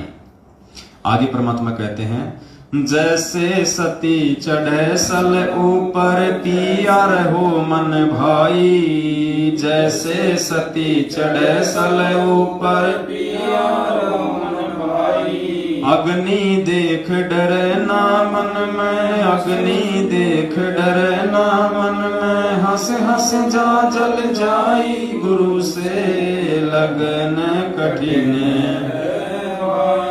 गुरु से लगन कठिन है भाई। लगन लगे बिन काज न सरता, लगन लगे बिन काज न सरता, जीव पर ले हो जाई, गुरु से लगन कठिन है भाई, गुरु से लगन कठिन है भाई। क्या करें परमात्मा, जैसे सती चढ़े सल ऊपर पियो रहे मन भाई, अग्नि देख डरे ना मन में, हंस हंस जा जल जाई। परमात्मा एक दृढ़ भगत को समझाते हुए दृढ़ भगत को कह रहे हैं कि जैसे पहले के समय में परमात्मा ने बताया कि जब भारत देश अंग्रेजों का गुलाम था और हमारे देश में सती प्रथा थी। सती प्रथा यानी यदि किसी औरत का पति यदि मर जाता था तो औरत को उसकी चिता पे साथ साथ जो है वो जला दिया जाता था, उसको सती का नाम दिया जाता था। तो कहते हैं उस समय जो सती होती थी, जो औरत होती थी, उसके मन में ऐसे भाव भर दिए जाते थे। जब उसके पति की मृत्यु हो जाती थी तो उसके अंदर ऐसे विचार भर दिए जाते थे, उसके अंदर ऐसे भाव भर दिए जाते थे कि ना चाहते हुए भी वो आग में अपने पति के साथ बैठ के जलने से बिल्कुल भी नहीं डरती थी, नहीं घबराती थी। तो कहते हैं भगत का इतना ज्ञान सुनने के बाद में, इतने परमात्मा के वचन सुनने के बाद में, इतने सत्संग सुनने के बाद में, एक भगत का यह दृढ़ विश्वास हो जाना चाहिए अपने सतगुरुदेव जी के प्रति। वो इतना उनके प्रति मतलब आकर्षित हो जाना चाहिए, अपने गुरु को इतना समर्पित हो जाना चाहिए कि उसको अपने सतगुरु के अतिरिक्त, अपने गुरु जी के वचन के अतिरिक्त दूसरी कोई चीज उसको दिखाई नहीं देनी चाहिए उसको। और चाहे उसको कोई कितना ही उसको रोकने का प्रयास करे, कोई कितना उसको टोकने का प्रयास करे। कहते हैं जैसे सती चढ़े सल ऊपर पियो रहे मन भाई, अग्नि देख डरे ना मन में, हंस हंस जा जल जाए। वो आग को भी देख के नहीं डरती। उसके घर वाले कहते हैं कि ये छोड़ देना, ये तू क्या करेगी जल के, देख तेरे छोटे छोटे बच्चे हैं, इनको कौन पालेगा। उसको संपत्ति का उसको लालच दिखाया जाता है, उसको बाल बच्चों की मोह ममता में उसको मतलब फंसाया जाता है। लेकिन वो तो मतवाली हो जाती है, उस पर तो नशा सवार हो जाता है कि नहीं, अगर मेरा पति नहीं तो मैं भी नहीं, मेरे पति का कोई वजूद नहीं तो मेरा भी कोई वजूद नहीं। हमारे राजस्थान के सांबर में एक संत थे, उनके विषय में एक कथा प्रचलित है, मुझे उनका नाम नहीं पता, दोनों गुरु शिष्य का। तो उनके जो गुरुजी थे उन्होंने समाधि ले ली, उन्होंने अपना शरीर छोड़ दिया। और उसके बाद उनका आश्रम में जो एक परम भक्त था, उसने उसी दिन से अपनी आंखें बंद कर ली थी। पट्टी नहीं बांधी, ना आंखें फोड़ी, आंखें बंद कर ली उन्होंने। और उन्होंने कहा कि जब मेरा गुरु ही नहीं है इस दुनिया में तो मैं यहां पे मैं देखूं किस चीज को, और यहां की चीजें देखने के लायक है क्या। कौन सी वस्तु है जो देखने के लायक है, जब मेरा गुरु ही नहीं रहा। अगर दर्शन मैं करता तो केवल अपने मैं गुरु के दर्शन करता। दीदार यदि मैं इन आंखों से करूं तो मैं अपने गुरु के करूं, और कोई भी चीज यहां पे दीदार के लायक नहीं है। तो उसने अपनी आंखें बंद कर दी और आजीवन उसने अपनी आंखें नहीं खोली जब तक उसने शरीर नहीं छोड़ा। हालांकि तत्व ज्ञान की दृष्टि से ये मतलब उचित नहीं है, उन आत्माओं को ज्ञान नहीं था, लेकिन उनके भाव थे, उनका समर्पण था। तो हमने उनके उस अज्ञान को नहीं पकड़ना, हमने उसके अज्ञान के पीछे छुपे हुए अपने गुरु जी के प्रति प्रेम भाव और समर्पण को पकड़ना है कि ऐसे ऐसे भगत भी होके जा लिए। तो यहां ये शब्द में परमात्मा कह रहे हैं कि जैसे सती चढ़े सल ऊपर पियो रहे मन भाई, अग्नि देख डरे ना मन में हंस जा जल जाए। उसको कितना लोभ लालच स्वार्थ उसको दिखाया जाता, उसको डराया जाता, उसको धमकाया जाता है, लेकिन वो अपने सतगुरु के प्रति इतनी ज्यादा आसक्त हो जाती है, इतनी ज्यादा समर्पित हो जाती है, इतनी ज्यादा मतवाली हो जाती है, उसको दुनिया में फिर कोई दूसरी बकवाद उसको दिखाई नहीं देती। तो सच्चे भगत की तरफ परमात्मा यहां पे इशारा कर रहे हैं। वो सती समझो, सच्चा भगत सत्सेवक है। जब ये ज्ञान हो जाएगा कि धरती पे मेरा गुरु ही पूर्ण परमात्मा है, उसके बाद पुण्यात्माओं काल चाहे उसको कितना ही तोड़ने और मरोड़ने का प्रयास क्यों ना करे, चाहे काल उसको दूसरे नकली संतों और पंथों में जाने के लिए किन्हीं नकली संतों पंथों और उनके चेलों को चाहे निमित्त क्यों ना बनाए एक भगत को तोड़ने के लिए कि तेरे गुरु जी को मूल ज्ञान नहीं है, तेरे गुरु जी के पास तो खाली पवित्र ज्ञान है, तेरे गुरु के पास में सार नाम नहीं है, सार शब्द नहीं है, तेरा गुरु तो जेल में बैठा हुआ है, तू तो मर जाएगा उसके आने से पहले, उनको तो डबल डबल जो है उम्र कैद हो रही है। तो ये तो हुआ काल भगवान के द्वारा जगत वाली विधि से हमारे को तोड़ने का प्रयास। तो कहते हैं जो सच्चा भगत होगा, जो परमात्मा का जो पक्का भगत होगा, जो दृढ़ भगत होगा, उसके तो कान के ऊपर जू भी नहीं रहेंगे कि उस सती की तरह। और दूसरा काल का दाव होता है संगत में से ही तोड़ने का। जैसे काल ने इस मैनेजमेंट को निमित्त बना दिया, ये रोज पीले पर्चों के माध्यम से हमारे को तोड़ने का प्रयास करता है, हमारी मर्यादाओं को खंडित करवाने का प्रयास करता है। ये रोज नकली ऑडियो फर्जी लेटर के माध्यम से भक्तों की मर्यादा तोड़वाने का प्रयास करता है। भक्तों को गुरुद्रोही के नाम पे डराया जाता है, धमकाया जाता है। भक्तों के घरों में जा जाके ये लोग पिटाई करते हैं। क्यों? काल का दबाव ऊपर से कि साम दाम दंड भेद कोई भी घटिया नीति अपनाओ, मेरा आहार मेरे पास भेजो, इनकी मर्यादा तोड़ाओ। एक बार मर्यादा टूटी नहीं और वो भगत सतगुरु से दूर हुआ नहीं, उसके बाद काल इसको मार के अगले जन्म इसको गधा बना के छोड़ देगा, फिर कोई टेंशन नहीं उसको। तो पुण्यात्माओं, इस प्रकार हमने उस सती की जैसी भूमिका निभानी है भक्ति मार्ग पे अपने सतगुरु के प्रति। जैसे वो अपने पिया के प्रति इतनी मतवाली हो जाती है, उससे अपने बच्चों का भी मोह दिखाई नहीं देता। तो गुरु जी हमें समझा रहे हैं कि नालायको, ये पांचों यज्ञ की खीर खा खा के, साध संगति से जुड़ जुड़ के, ये प्रमाण और सबूत देख देख के इतने दृढ़ हो जाओ अपने गुरु जी पे कि ये यदि कल ही यदि आ जाए गुरु जी के चल बेटा सतलोक, तो पीछे से ना तो उन बच्चों में कोई मोह होना चाहिए। जैसे वो सती को दिखाते हैं ना कि देख तेरे छोटे छोटे बच्चे हैं, तू कहां आग में जलने जा रही है, इनको कौन पालेगा, ताकि उसको दया आ जाए, ताकि उसका मन डिग जाए और वो आग में ना जले, सती ना हो। लेकिन वो नहीं सुनती किसी की, नहीं मानती। तो इसी प्रकार गुरु जी हमें उस सती वाली प्रोसीजर में लेके आना चाहते हैं कि तुम मेरे ऊपर इतने आसक्ति, इतने मतवाले हो जाओ कि गुरुजी ने कह दिया बेटा सामने कुआं है, कूद जा तो कूद जा, ये मत देख कि वो कितना ऊंडा है, ये झुक के मत देख, और ये मत कह कि गुरुजी इसमें तो पानी नहीं है, सूखा है, कहीं मेरा पैर ना टूट जाए। गुरुजी ने कह दिया कूद जा तो कूद जा, बस। गुरुजी ने कह दिया सामने बेटा पत्थर रखा है, इसको खाने लग जाओ, भले तुम्हारे दांत टूट जाएं। तो ऐसे परमात्मा हमें बनाना चाहते हैं, और वो हम बनेंगे कब? जब हमारी लगन हमारे एक गुरुजी से लगेगी। कागज की फोटो के अंदर हम घुसेंगे और उस नश्वर वस्तु को यदि हम भगवान मान के भोग लगाएंगे, वो तो पाखंड पूजा हो गई। फिर तो दुनिया वाले भी तो पत्थरों को भोग लगा रहे हैं। फिर हम में और दुनिया वालों में क्या अंतर हो गया? अरे फोटो को भी भोग लगाओ तो जो जिंदा है उसकी फोटो के सामने रख के लगाओ, और फोटो के मुंह में नहीं लगाना।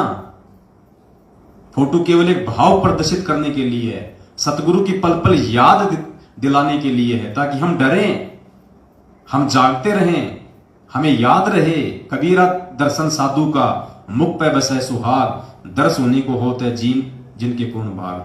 अगर फोटो में यदि हम गुरु जी की देखेंगे तो कम से कम हमें गुरु जी याद आएंगे, गुरु जी की चंद बातें याद आएंगी हमारे को। हमारी इच्छा बनेगी चलो गुरु जी का सत्संग सुन लेते हैं। तो फोटो केवल परमात्मा में भाव बनाए रखने के लिए है। वैसे तो परमात्मा सृष्टि के कण कण में है, वो तो समर्थ है, वो तो चाहे तो फोटो में प्रकट हो जाए, लेकिन फोटो भी तो उसी की होनी चाहिए ना। तो हम सत्सेवक भी अगर फोटो के आगे रख के भोग लगाते हैं तो वर्तमान जिंदा कबीर की फोटो के आगे लगाते हैं, दाढ़ी मूछ वाली काल्पनिक हाथ से बनाई हुई फोटो के आगे नहीं लगाते। तो पुण्यात्माओं विचार करो, समझो, समय नहीं मिलेगा ये दोबारा। जैसे सती चढ़े सल ऊपर, जैसे सती चढ़े सल ऊपर, पिया रहो मन भाई, अग्नि देख डरे ना मन में, अग्नि देख डरे ना, हंस हंस जा जल जाई, गुरु से लगन कठिन है भाई, गुरु से लगन कठिन है भाई। लगन लगे बिन काज न सरता, लगन लगे बिन काज न सरता, जीव पर न हो जाई, गुरु से लगन कठिन है भाई, गुरु से लगन कठिन है भाई।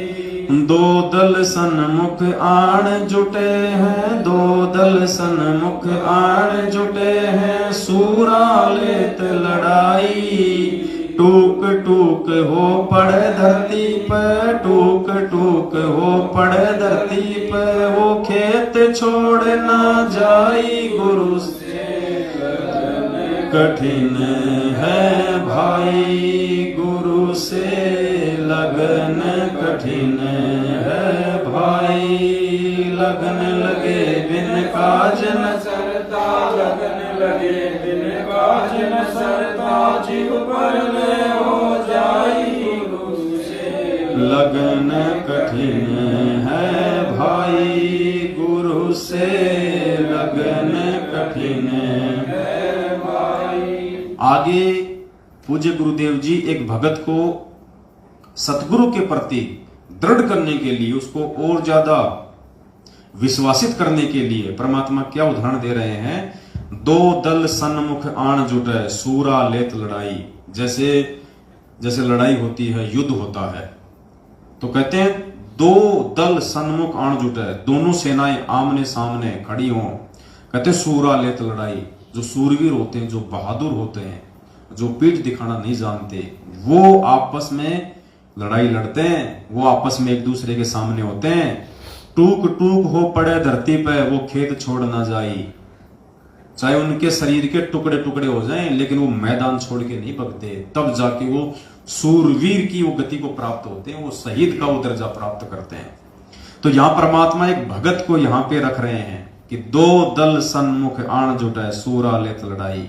दो दल हैं यहाँ पे, एक इस काल भगवान का और एक इस परमेश्वर का, और सूरा लेत लड़ाई। अब इस लड़ाई को वो लड़ेगा जो सूरवीर होगा।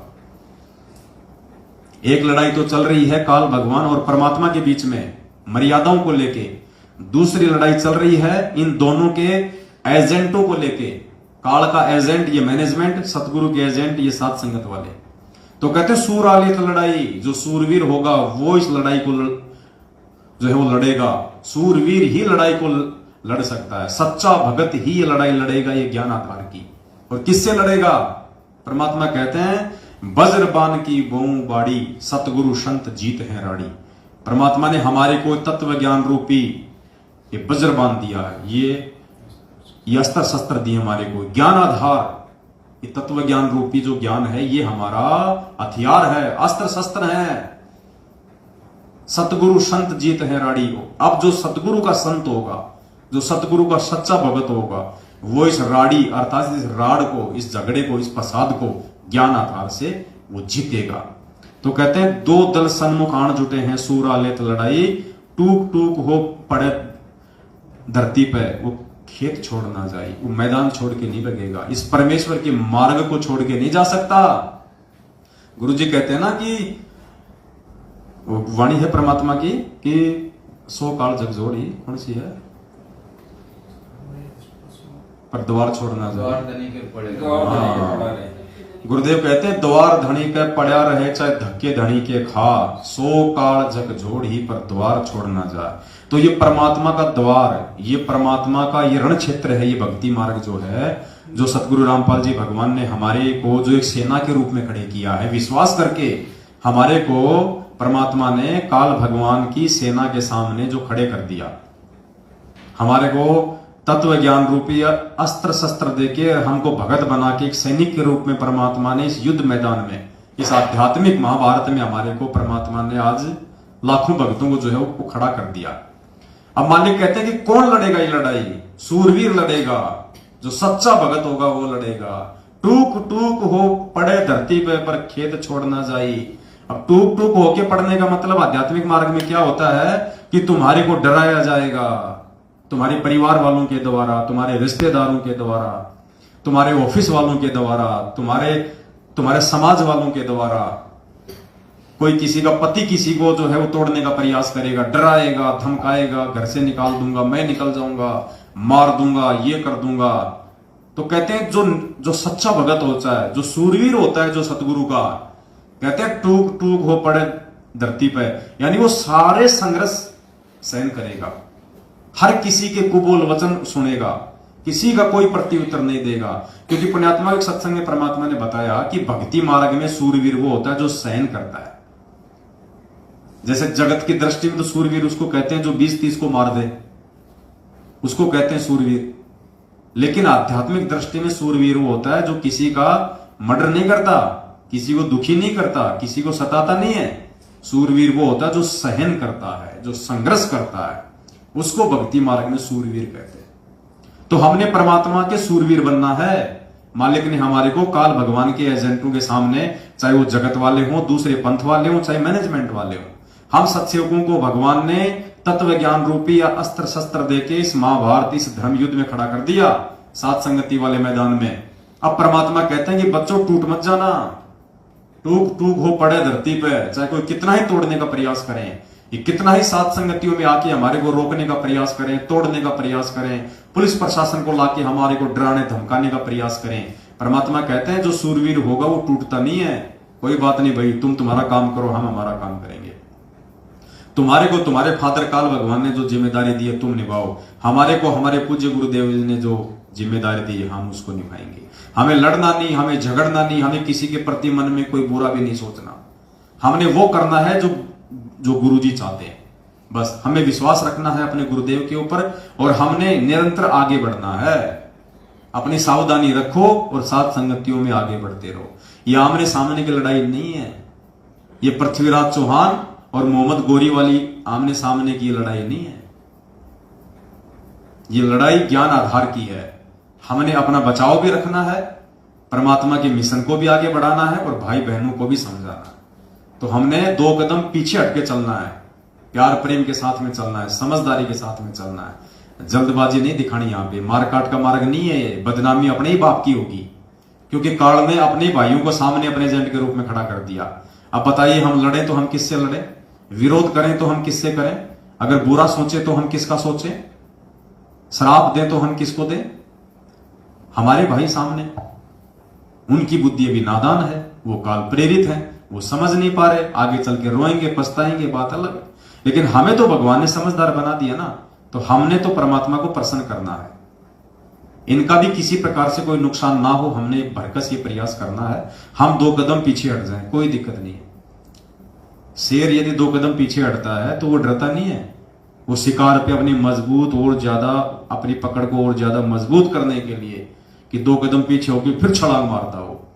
तो जब ये सात संगति में आवे, कोई ऐसी दिक्कत हो जाए, ये पुलिस प्रशासन को ले आवे, ये खुद भी 1 नंबर के ये गुंडे हैं, आपको पता ही है, ये भी लेके लठा जाते हैं, भक्तों को गाली गलौच मारने लग जाते हैं। 2 कदम पीछे हट जाओ, हाथ जोड़ लो, ठीक है भाई साहब, मार खा लेंगे, कोई दिक्कत नहीं, गालियां खा लो, गाली खाने से कोई जो है वो फुंसियां नहीं होती है, कोई बात नहीं है।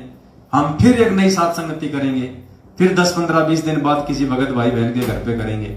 तो हमने इस प्रकार से प्यार प्रेम से आगे बढ़ना है। और जब कल को इनकी भांग का नशा उतरेगा ना, फिर देखना पुण्यात्माओं, ये लोग मैनेजमेंट वाले, ये गुरु जी का भाई, ये गुरुजी की बेटा बेटी, ये गुरुजी की पत्नी, ये तुम्हारे कोऑर्डिनेटर नामदान वाले, तुम लोगों से नजर मिलाते समय भी इनकी गुद्दी नीचे रहेगी, इनकी गर्दन, कि इनको क्या जवाब दें हम।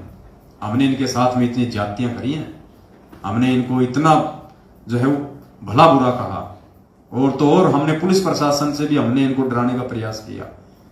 कल को इन लोगों की गर्दन नीचे रहेगी यूं हम सत्सेवकों के सामने, ये लोग बोलने के लायक नहीं रहेंगे। तो हमने हर प्रकार से मर्यादा में रहना है, हमने गुरुजी को प्रसन्न करना है।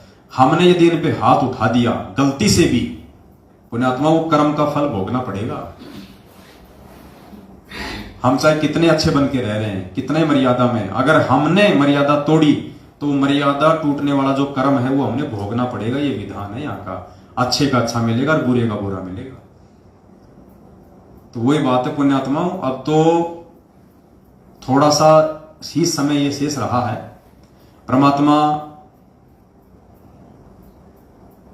एक सत्संग में हमारे को सुनाते हैं, वो वाणी मुझे ध्यान नहीं है। कोई नेट चल रहा है क्या किसी का?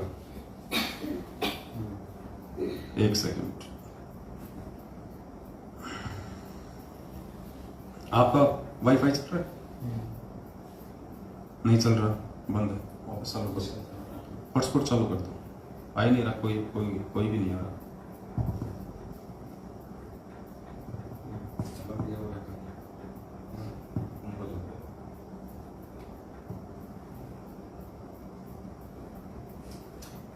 एक कथा है छोटी सी, आपको सुनाते हैं मालिक की दया से।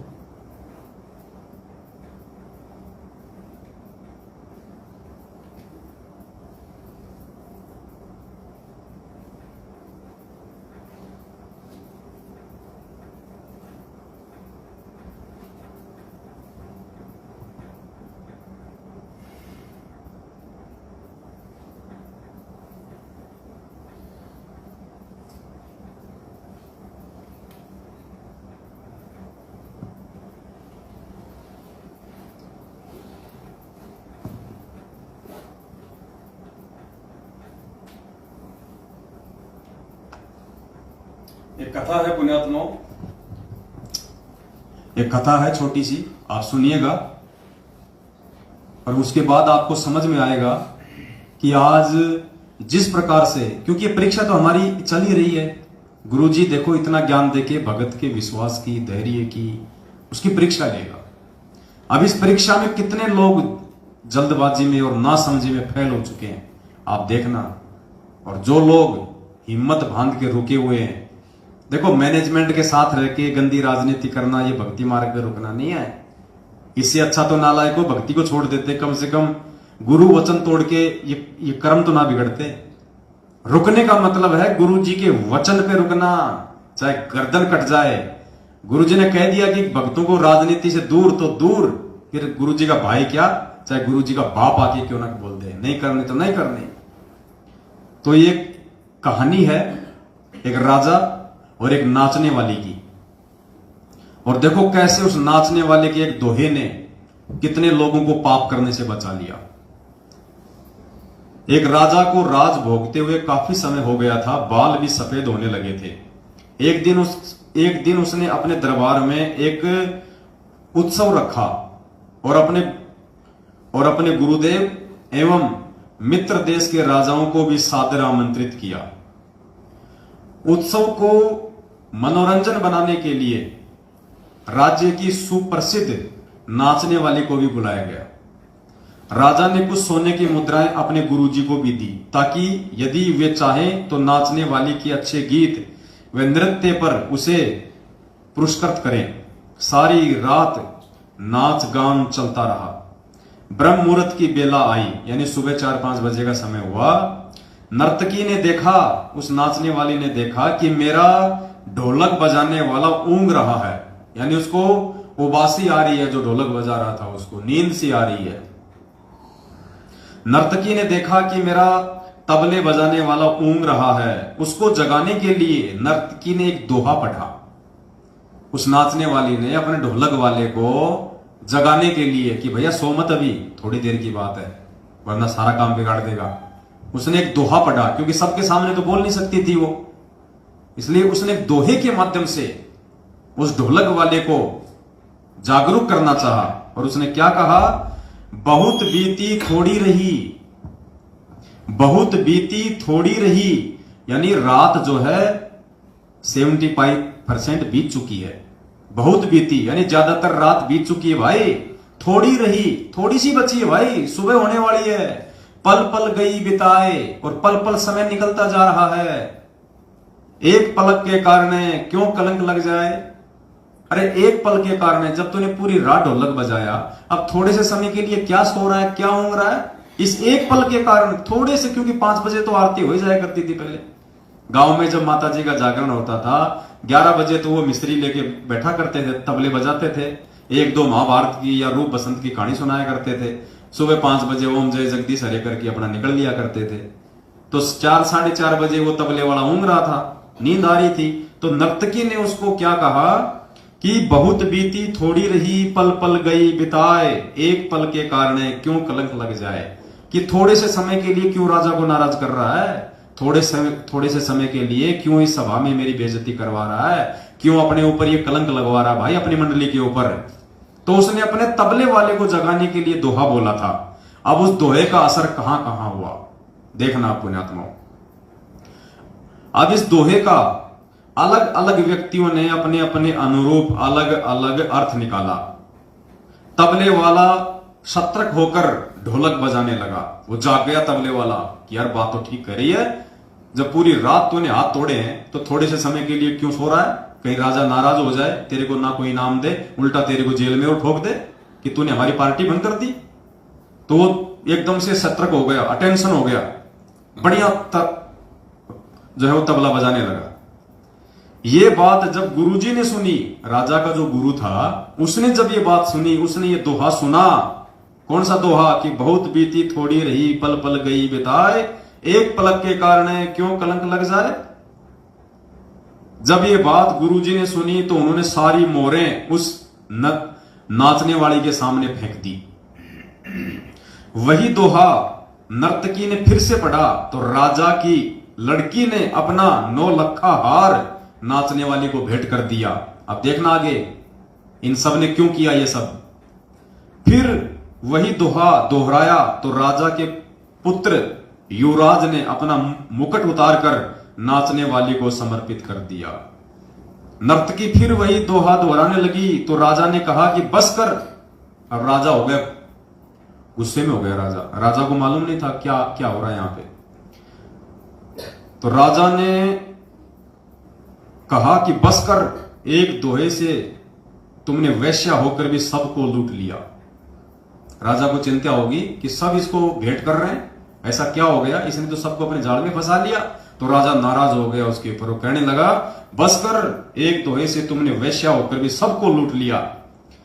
जब ये बात राजा के गुरु ने सुनी तो गुरुजी की आंखों में आंसू आ गए और गुरुजी कहने लगे राजा इसको तुम वैश्या मत कहो, ये तो अब मेरी गुरु बन गई है, इसने मेरी आंखें खोल दी हैं।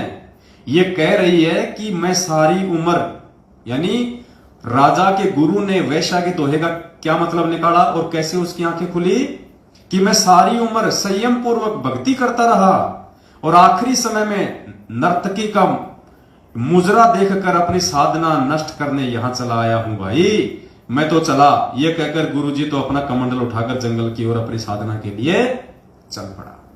यानी उस दोहे का उस गुरु पे क्या असर हुआ कि रे नालायक, तूने बहुत बीती थोड़ी रही और पल पल गई बिताए। कि नालायक, पूरी जिंदगी तो तूने साधना की, जंगलों में तूने तपस्या की भगवान प्राप्ति के लिए, और अब लास्ट समय में जब तेरा मोक्ष होने वाला है तो तू ये गंदे नाच देखने के लिए आ गया, अपने कर्म बिगाड़ने के लिए आ गया, तू अपनी भक्ति बिगाड़ने के लिए आ गया। तो राजा को इससे मतलब शिक्षा मिल गई और राजा ने वो उसके गुरु ने वो मोहरें उस नर्तकी को फेंकी और वापस अपनी साधना के लिए चला गया। अर्थात भक्तों को यहां पे शिक्षा लेनी चाहिए। पुण्यात्माओं, ये परीक्षा चल रही है हमारी और ये थोड़ा बहुत समय बचा हुआ है गुरुजी के जेल से बाहर आने का, थोड़ा ही समय बचा हुआ है। बहुत बीती बहुत गई, क्या वाणी है, बहुत बीती थोड़ी रही। यानी पुण्यात्माओं, अब हमारी जो परीक्षा का जो समय था, जो परमात्मा 7 साल से ले रहे हैं, वो ज्यादातर समय हमारा बीत चुका है और थोड़ी रही, थोड़ा समय बचा है, साल डेढ़ 2 साल का, हद मार के। वैसे तो मालिक की मौज है, समर्थ के विषय में हम आकलन भी नहीं कर सकते, लेकिन जीव बुद्धि के हिसाब से सोच रहे हैं कि हो सकता है परमात्मा 1.5 से 2 साल में दया कर दे, बाकी हो सकता है परमात्मा 2028 तक का भी स्वांग रस दे। हो तो मालिक है भैया, भक्तों को बिल्कुल नीले कपड़े की तरह निचोड़ के देखेगा। वो तो जो उसका रहेगा, जो उसका होगा, वो तो भैया सबरी की तरह 1000 साल भी इंतजार करेगा। तो कहने का मतलब है बहुत बीती थोड़ी रही और पल पल गई बिताए, यानी ये जो परीक्षा का समय जो पिछले 7 साल से 2014 बरवाला कांड से जो ये चल रहा है, तो परमात्मा हमें समझाना चाहते हैं इस दोहे के माध्यम से कि नालायको, तुम्हारी परीक्षा का ज्यादातर समय बीत चुका है। तुमने जो कष्ट, तुमने जो संघर्ष जो किया है परमात्मा प्राप्ति के लिए, वो ज्यादातर समय बीत चुका है। अब थोड़े से समय के लिए अपना धैर्य मत खो, अपने गुरुजी से अपना विश्वास मत उठाओ, लोगों की बातों में आके तुम अपनी भक्ति बर्बाद ना करो, इन पीले पर्चों की मान के अपनी भक्ति बर्बाद ना करो, मेरे परिवार वालों के झूठे आदेशों को मान के तुम अपना ये भक्ति धन बर्बाद ना करो। बहुत बीती थोड़ी रही पल पल गई बिताए, एक पलक के कारण क्यों कलंक लग जाए। अब थोड़े से समय के लिए जब तेरा गुरु आने वाला है, जब तेरा गुरु तुझे जो फसल तूने बोई है उसका परिणाम तुझे देने वाला है, थोड़े से समय के लिए क्यों अपना एक कर्म धर्म नष्ट कर रहा है, क्यों दूसरे पंथों में जाके अपना समय बर्बाद कर रहा है, अपनी भक्ति बर्बाद कर रहा है, अपने गुरु को बदनाम कर रहा है, अपने स्वयं के जीवन को बर्बाद कर रहा है थोड़े से समय के लिए।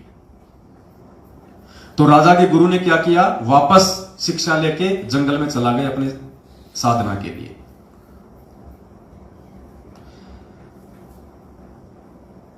राजा की लड़की ने कहा कि पिताजी मैं जवान हो गई हूं। अब राजा की लड़की को क्या शिक्षा मिली, राजा की लड़की ने अपना 9 लाख रुपए का हार उस वेश्या को क्यों दिया। राजा की लड़की ने कहा पिताजी मैं जवान हो गई हूं, आप आंखें बंद किए बैठे हैं, मेरी शादी नहीं कर रहे थे, मैं आज रात आपके महावत के साथ, यानी जो हाथी चलाता है राजा का, हाथी का ड्राइवर, आपके हाथी के ड्राइवर के साथ भागकर अपना जीवन बर्बाद कर रही थी। लेकिन इस नाचने वाली ने मुझे सुमति दी, मुझे सद्बुद्धि दी कि जल्दबाजी मत कर, कभी तो तेरी शादी होगी, क्यों अपने पिता को कलंकित करने पे तुली हुई है। तो उस लड़की ने इस दोहे का ये अर्थ निकाला कि नालायक, शादी तो राजा तेरी करेगा, आज नहीं तो 2 दिन बाद में कर देगा, तू क्यों फालतू में नौकर के साथ भग के अपने पिता को कलंकित कर रही है। तो परमात्मा भक्तों को समझा रहे कि नालायको, बड़ी मुश्किल से भगवान मिला है, ज्यादातर समय तुमने संघर्ष किया बरवाला कांड के बाद में, इतना तुमने सहन किया, घर वालों की डांट सहन की, रिश्तेदारों की डांट सहन की, हर प्रकार से तुम मर्यादा में रहे, तुमने 100 प्रकार के तुमने संघर्ष किए, और अब थोड़े से समय के लिए अविश्वास करके काल प्रेरणा से क्यों अपने गुरुजी को जो है वो कलंकित कर रहे हो, क्यों परमात्मा की बदनामी का कारण बन रहे हो, क्यों वापस तुम नरक की तरफ दौड़ रहे हो। तो राजा की लड़की ने इसका ये निकाला अर्थ। युवराज, राजा का लड़का, उसने क्यों अपना मुकुट उतार के उसके चरणों में रख दिया। युवराज ने कहा पिताजी आप बूढ़े हो चले हैं, फिर भी मुझे राज नहीं दे रहे थे, मैंने आज रात ही आपके सिपाहियों से मिलकर आपका मर्डर करवा देना था, लेकिन इस नाचने वाली ने समझा है कि रे पगले, आज नहीं तो कल आखिर राज तो तुझे ही मिलना है, क्यों अपने पिता की खून का कलंक अपने सिर पर ले रहा है, धैर्य रख। पुण्यात्माओं, एक दोहे ने कितनों का जीवन बदला। तो ये जो वेश्या का जो ये दोहा था, ये नर्तकी का जो दोहा था, पुण्यात्माओं ये सात संगति है। ये दोहा है ना, ये नर्तकी का, ये सात संगति है। इस सात संगति को कितनी आत्माओं ने समझाया है, इस सात संगति ने कितनी आत्माओं को सुलझाया है। जो बरवाला कांड के बाद मैनेजमेंट की हरकतों से गुरुजी में दोष देख के जो भक्ति छोड़ चुके थे, आज हजारों की संख्या में ये लोग वापस भक्ति से जुड़ रहे हैं। आज वर्तमान में जो हमारे नए नए भगत भाई बहन जुड़ रहे हैं फर्जी नामदान केंद्रों से, या जिन्होंने ऑनलाइन नाम दीक्षा ली थी कोरोना काल में, और ज्ञान ना सुन पाने के चलते, मर्यादाओं की पूरी तरह से जानकारी ना हो पाने के चलते, जो अपनी मर्यादाओं को तोड़ रहे थे, जो गुरुजी के भगत होने के बावजूद भी गुरुजी के विरुद्ध ही जो है भक्ति मार्ग की वो क्रिया कर रहे थे, उन आत्माओं ने जब से वीडियो देखे सात संगति के, तो वापस वो अपनी क्रियाओं को ठीक कर रहे हैं, परमात्मा को प्रसन्न कर रहे हैं, सात संगतियों से वो जुड़ रहे हैं। कितनों का परमात्मा ने जीवन संवारा है सात संगतियां शुरू करवा के, क्योंकि सात संगति ही मोक्ष का अंतिम द्वार है। आप सात संगति से निकले बिना, सात संगति से आप जुड़े बिना आप एक सच्चे भगत नहीं बन सकते, आप गुरु को भगवान नहीं मान सकते। तो सात संगति उस नर्तकी का दोहा है, जिसको जो व्यक्ति जिस तरीके से लेना चाहे वो ले सकता है। उस पूरी भरी सभा में 3-4 लोगों ने ही शिक्षा क्यों ली? बाकी भी तो देश विदेश के राजा लोग बैठे थे, मंत्री लोग बैठे थे, सिपाही भी तो बैठे थे जिनके साथ मिलकर मर्डर करना था उसके लड़के ने। उन सिपाहियों के तो दिमाग में आई नहीं ये बात। तो ये आएगी उनके दिमाग में, जो अधिकारी होंगे, जो परमात्मा के होंगे, जो अच्छी आत्मा होंगी, वही आत्माएं बरवाला कांड को समझ पाएंगी, परमात्मा के जो है उद्देश्य को समझ पाएंगी और सात संगतियों के मकसद को समझ पाएंगी। और वो पुण्यकर्मी आत्मा, वो अधिकारी हंस ही सात संगति से जुड़ सकते हैं, बाकी लोग नहीं जुड़ सकते।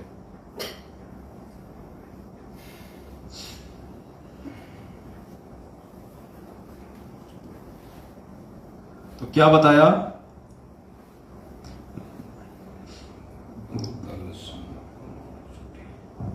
दो दल सन्मुख आण जुटे हैं, सूरा लेत लड़ाई, टूक टूक हो पड़े धरती पे वो खेत छोड़ ना जाई, गुरु से लगन कठिन है भाई। तो कोई सूरवीर भगत होगा जो सतगुरु रामपाल जी भगवान के हिसार जेल से बाहर आने तक इस भक्ति रूपी मैदान में मर्यादाओं के साथ में डटा रहेगा। देखो पुण्यात्माओं, डटने को तो गुरु जी का परिवार भी डटा रहेगा, वो कोई गंगा जी नहीं जा रहा। लेकिन यहां बात हो रही है मर्यादाओं के साथ में डटने की। डटने को तो लाखों की संगत भी यही रहेगी। आज ये नहीं जा रही कोई काल भगवान के साथ में, सारे एक साथ नहीं जा रहे। डटने को तो लाखों की संगत भी यही डटी रहेगी, लेकिन उनका डटना कोई डटना नहीं है। डटना उसका है जो मर्यादाओं के साथ में डटे, क्योंकि संघर्ष का सामना उसको करना पड़ेगा जो मर्यादाओं में रहेगा। जो मर्यादा तोड़ेगा उसको संघर्ष नहीं करना पड़ता भक्ति पे। वो तो जगत वालों के साथ मिलके जगत वाले काम कर लेगा, भक्तों के साथ मिलके भक्ति वाले काम कर लेगा। वो भक्ति करना नहीं है, वो सूरवीरता के लक्षण नहीं है, वो संघर्ष नहीं है। संघर्ष है गुरु जी के वचन पे तुम्हारे सामने एक सारनाम रूपी, एक फर्जी सारनाम रूपी रोटी का टुकड़ा फेंक दिया और लाखों कुत्ते दौड़ पड़े और एक टुकड़े पे। बताओ, मालिक का कोई आता पता ही नहीं। अब पता नहीं उस रोटी के टुकड़े के बहाने कोई मांस का टुकड़ा डाल रहा है या कोई क्या डाल रहा है। लाखों लोग दौड़ पड़े बस उस टुकड़े को देख के। अरे भगवान पे विश्वास किया होता, गुरु जी पे विश्वास रखना चाहिए था कि सार नाम लेंगे तो हम हमारे गुरु जी से लेंगे। कहां तुमने विश्वास किया? इसलिए तो कह रहा है बहुत बीती थोड़ी गई, पल पल गई बिताए, एक पलक के कारण क्यों कलंक लग जाए। तुमने तो धैर्य खो दिया, इतना समय तुमने बिता दिया था और थोड़े से समय का तुम इंतजार नहीं कर सके। वो फर्जी सारनाम की दौड़ में तुम लग गए लाइन में, तुमने अपना कर्म धर्म नष्ट कर लिया, बर्बाद कर लिया। परमात्मा धैर्य की तो परीक्षा ले रहा था। अरे परमात्मा हमारे शील, संतोष, विवेक और धैर्य की तो परीक्षा ले रहा है कि नालायकों को मेरे ऊपर विश्वास भी है या नहीं है, इनको धैर्य भी है या नहीं है, कि गुरुजी पता नहीं आएंगे या नहीं आएंगे। डबल उम्र कैद की सजा हो गई, गुरुजी तो छूटने नहीं है, ले लो सार नाम, कहीं ये और ना मिले, हो गए फैल।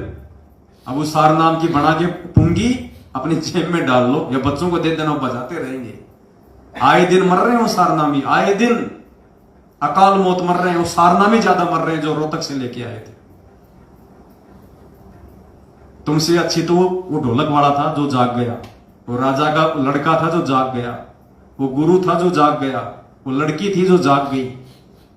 और तुम मूर्ख परमात्मा से तत्व ज्ञान लेने के बाद भी ठोकर खा गए, तो तुम एक संभालने वाला फिर कौन है धरती पे भाई? जो भगवान से सद्बुद्धि लेके ठोकर खा रहा है उसको संभालने वाला दुनिया में कोई नहीं है। फिर अब तुम वही पाओगे जैसी तुम्हारी करनी है। जो तुमने बोया है गुरु जी के जेल जाने के बाद तुम वही काटोगे। मैनेजमेंट ने गेहूं बता के तुम्हारे को भांग का बीज दे दिया। अब क्या खाओगे जब आने वाले समय में, जब भुखमरी फैलेगी, जब अनाज की कमी आएगी, त्राई त्राई मचेगी, भांग खाओगे? नहीं, जिसने गेहूं बोया वो गेहूं खाएगा, जिसने भांग बोई वो भांग खाएगा। तो ये पीले पर्चों के ऊपर, फर्जी ऑडियो के ऊपर, नकली लेटर के ऊपर, देह दान, रक्तदान, इन कुपात्रों को ज्योति पाठ और दान का जिसने पैसा देके जो भांग का बीज बोया है उसको भांग खानी पड़ेगी, और भांग खाई नहीं जाती। भांग से पेट नहीं भरता, भांग खाओगे उल्टा और नशे में हो जाओगे। तो तुमने तो भाई अपने जो बचाव का एकमात्र रास्ता था उस विनाशकारी समय में, भाई 90% भक्त तूने खो दिया। जगत की फिर भी भगवान रक्षा करेगा, क्योंकि जगत तो नादान था, उसको पता नहीं था। तुमको सारे हथियार देने के बाद भी तुमने लड़ाई क्यों नहीं लड़ी? भगवान ने तुम्हारे को तत्व ज्ञान रूपी मर्यादा रूपी हथियार दे दिए, फिर भी तुम निहत्थे बन के क्यों खड़े रहे? जवाब देना पड़ेगा।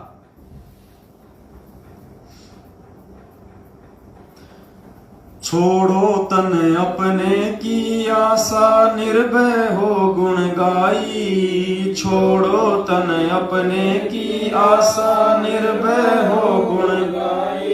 कहत कबीर सुनो भई साधो, नहीं तो जन्म जात नसाई। गुरु से लगन कठिन है, गुरु से लगन कठिन है भाई। लगन लगे बिन काज न सरता, लगन लगे बिन काज न सरता। जीव पर ले हो जाई, गुरु से लगन कठिन है भाई। गुरु से लगन कठिन है भाई। क्या करें पूज्य गुरुदेव जी? छोड़ो तन अपने की आशा, निर्भय हो गुण गाई। कहत कबीर सुनो भाई साधो, नहीं तो जन्म जात नसाई। तो परमात्मा कहते हैं भाई ये सारे आडंबर पाखंड हैं और अपने ये मरने मारने की जो भी आशा है ना, ये सब छोड़ दो। परमात्मा कहते हैं जिस मरने से जग डरे मेरे मन आनंद, कद मरूं कद पाऊं पूर्ण परमानंद। तो संगत को 90% संगत को तो दस्त हो रहे हैं। क्यों दस्त हो रहे हैं? कि आए दिन हमारे साथी मर रहे हैं, आए दिन। अरे वो भी सार नाम लाया था रोहतक से, अरे यार वो मर गया। दूसरा सोचता यार वो सात संगत वालों की वीडियो देखे थे यार, वो सब कह रहे यार ये फर्जी सार नाम है, और जिसने ले लिया ना वो गया काम से। तो सबको दस्त हो रहे कि तेरी कब टिकट कट जाए, क्योंकि मर्यादा तोड़ने वाले को विश्वास नहीं रहता, फिर ना उसको भक्ति पे विश्वास रहता, ना उसको गुरुजी पे विश्वास रहता। फिर काल उसके सिर पे बैठ जाता है, फिर उसके अंदर भय पैदा कर देता है। तो सत्सेवकों के लिए कह रहा भगवान, सात संगत वालों के लिए कह रहा कि छोड़ो तन अपने की आशा और निर्भय हो गुण गाई। कि बच्चों सात संगत से जुड़ के मेरी महिमा करो, निर्भय होके मेरे ये गुण गाओ। तुम्हारा कोई बाल भी बाका नहीं कर पाएगा इस धरती पे। चाहे बम क्या, चाहे बम के बाप छूटो, चाहे उस विनाशकारी समय में भुखमरी क्या, चाहे भुखमरी का बाप आ जाओ, मेरे बच्चों के रसोई में पीपे मतलब मटका भर देगा परमात्मा, आटा भर देगा, सब्जी भर देगा, लूण तेल नमक मिर्ची भर देगा परमात्मा। रसोई में कमी नहीं आने देगा कोई चीज की। चाहे रोजाना 5000 आदमी खाओ, चाहे 1 किलो आटे में, 1 किलो चावल में भगवान 5000 को खिला देगा। और लोग ये कहेंगे यार इनके घर में आ कहां से रहा है, तब इस भगवान की महिमा बढ़ेगी, तब कोई जानेगा कि इनका गुरु कौन है, इनके घर में कहां से आ रहा है। ये बकवाद करने वालों के नहीं होगा। क्या कहा परमात्मा ने? ध्यान से सुनो गुरु जी का सत्संग। पुण्यात्माओं, कहां किस भय में जी रहे हम? किन लोगों की संगति करके आप लोगों ने अपना सत्यानाश कर लिया है?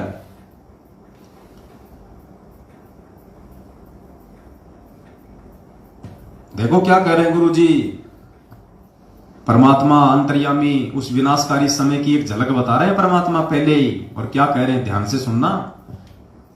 गुरु जी कह रहे हैं उस समय अगर तुम्हारे घर में 2 दाने नहीं होंगे तो परमात्मा सुबह आटे का मटका भर देगा। 2 दाने नहीं होंगे और आटे का मटका भर देगा, पिसा पिसाया। अब आटा देगा तो लूण भी देगा, मिर्ची भी देगा, तेल भी देगा, घी भी देगा, सब कुछ देगा परमात्मा, चावल भी देगा। फिर गुरुजी साथ में ये भी कह रहे हैं कि ऐसा भगवान उनके लिए करेगा जो भक्ति चाहेंगे, बकवाद करने वालों के लिए नहीं। तो ये पीले पर्चों के जो गुलाम है ना, ये बकवाद है। ये पीले पर्चों की जो गुलामी करते हो ना आप लोग, मैनेजमेंट की गुलामी, कोऑर्डिनेटर की गुलामी, रक्तदान, दे दान, ज्योति पाठ का पैसा, काल्पनिक फोटो को भगवान मान के उसका प्रकट दिवस मानना, ये बकवाद में आता है। सुनो, अंतर्यामी परमात्मा ने पहले इशारा कर दिया आने वाले समय में क्या होगा। जैसे दास बार बार आपको कथा सुनाता है कि जिस समय परमात्मा के नाम से झूठी चिट्ठी लिख दी थी कबीर जी के नाम से, और 18 लाख प्राणी साधु संत आगे थे, वो साधु संत कौन थे? घर छोड़कर जंगलों में अपने गुरुओं के पास भक्ति के लिए, भगवान के लिए भटक रहे थे। वो उनकी विशेष प्यारी आत्मा थी। अब वहां उन 18 लाख को 3 दिन तक झोंपड़ी में बैठे गरीब जुलाई ने, वो तो भगवान थे, लीला कर रहे थे, 3 दिन तक उनको वो भोजन खिलाया जो कभी सुना भी नहीं था उन महापुरुषों ने, भक्तों ने, साधुओं ने। और सोना की मोहर दी और दोहर दी और छक्के हलवा पूड़ी कचौड़ी जलेबी छक छक खाओ, छह बखाओ, दिन में भूखे मरे थे, निरे भुगड़े खानिए थे होते। तो उनके लिए जब ये लीला कर दी, पृथ्वी का कोई माल भी नहीं था, सतलोक से ला दिया जाता ने। तो आने वाले समय में जैसे जनसंख्या बढ़ रही है, 100 वर्ष के बाद क्या खाएंगे ये, अगर ये माहौल नहीं बदलाते? फिर भगवान व्यवस्था करेगा। आपके घर में 2 दाने होंगे, तड़के भरा पाओगा मटका, पिप्पा भरा पाओगा आटेगा, इस तरह कर देगा दाता आपके लिए। लेकिन भक्ति करवाने के लिए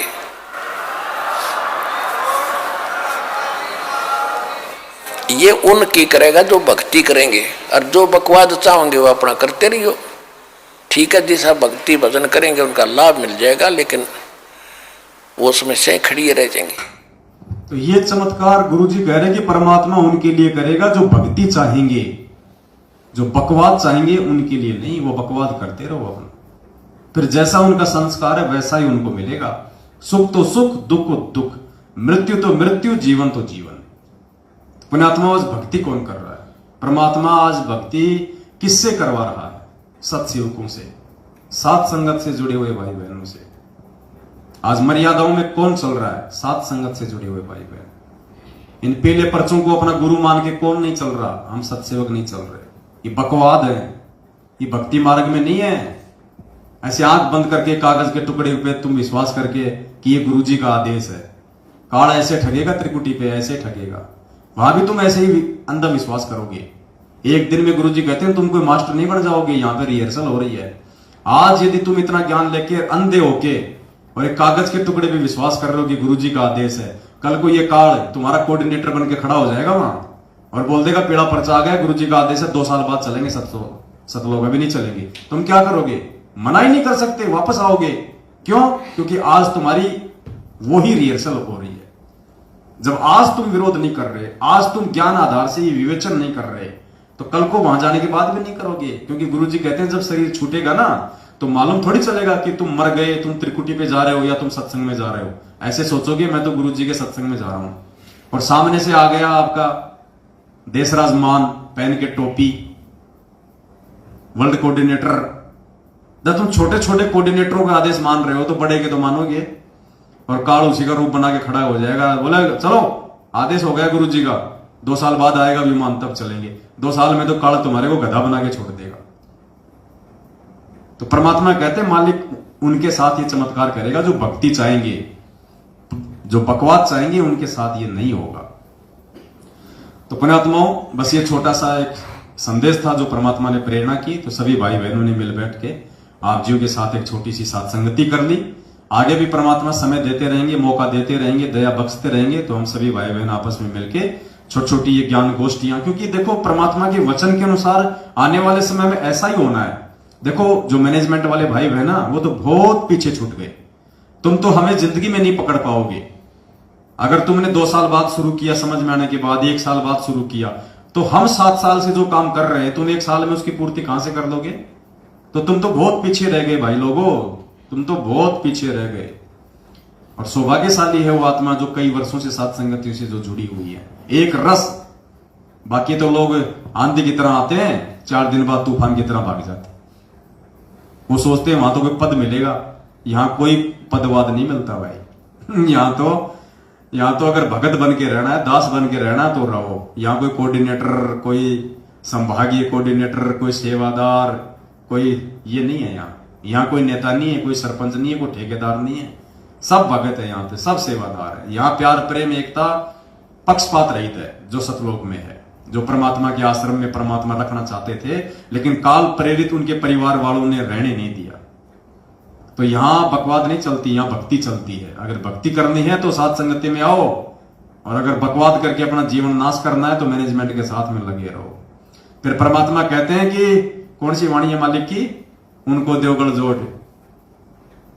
संतों के नहीं काम के उनको देवगढ़ जोड़। चातुर प्राणी चोर हैं, मोद मुगद गढ़ ठोट, और संतों के नहीं काम के उनको देवगढ़ जोड़। जो बकवादी है ना, परमात्मा कहते हैं उनको तो उनके गले जोड़ दो, उनको तो उन्हीं के साथ रहने दो। वो संत और भक्तों के काम के नहीं है, वो सात संगत के काम के नहीं है। वो बैल है, उसको हड़ में जुतने में ही उसको मजा आता है।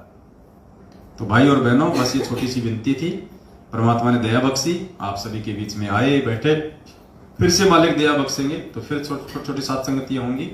और इन सात संगतियों का मकसद है हम कुछ सीखें, समझें, परमात्मा के प्रति अपने विश्वास को बढ़ाएं और मर्यादाओं में रहें, और परमेश्वर की भक्ति में आगे बढ़ के गुरु जी को प्रसन्न करें। और आने वाले विनाशकारी समय में हम अपनी रक्षा के हम स्वयं कारण बने। सत साहेब। बंदी छोड़ सतगुरु रामपाल जी भगवान की, बंदी छोड़ सतगुरु रामपाल जी भगवान की जय हो। बंदी छोड़ सतगुरु रामपाल जी भगवान की जय हो। सत साहेब।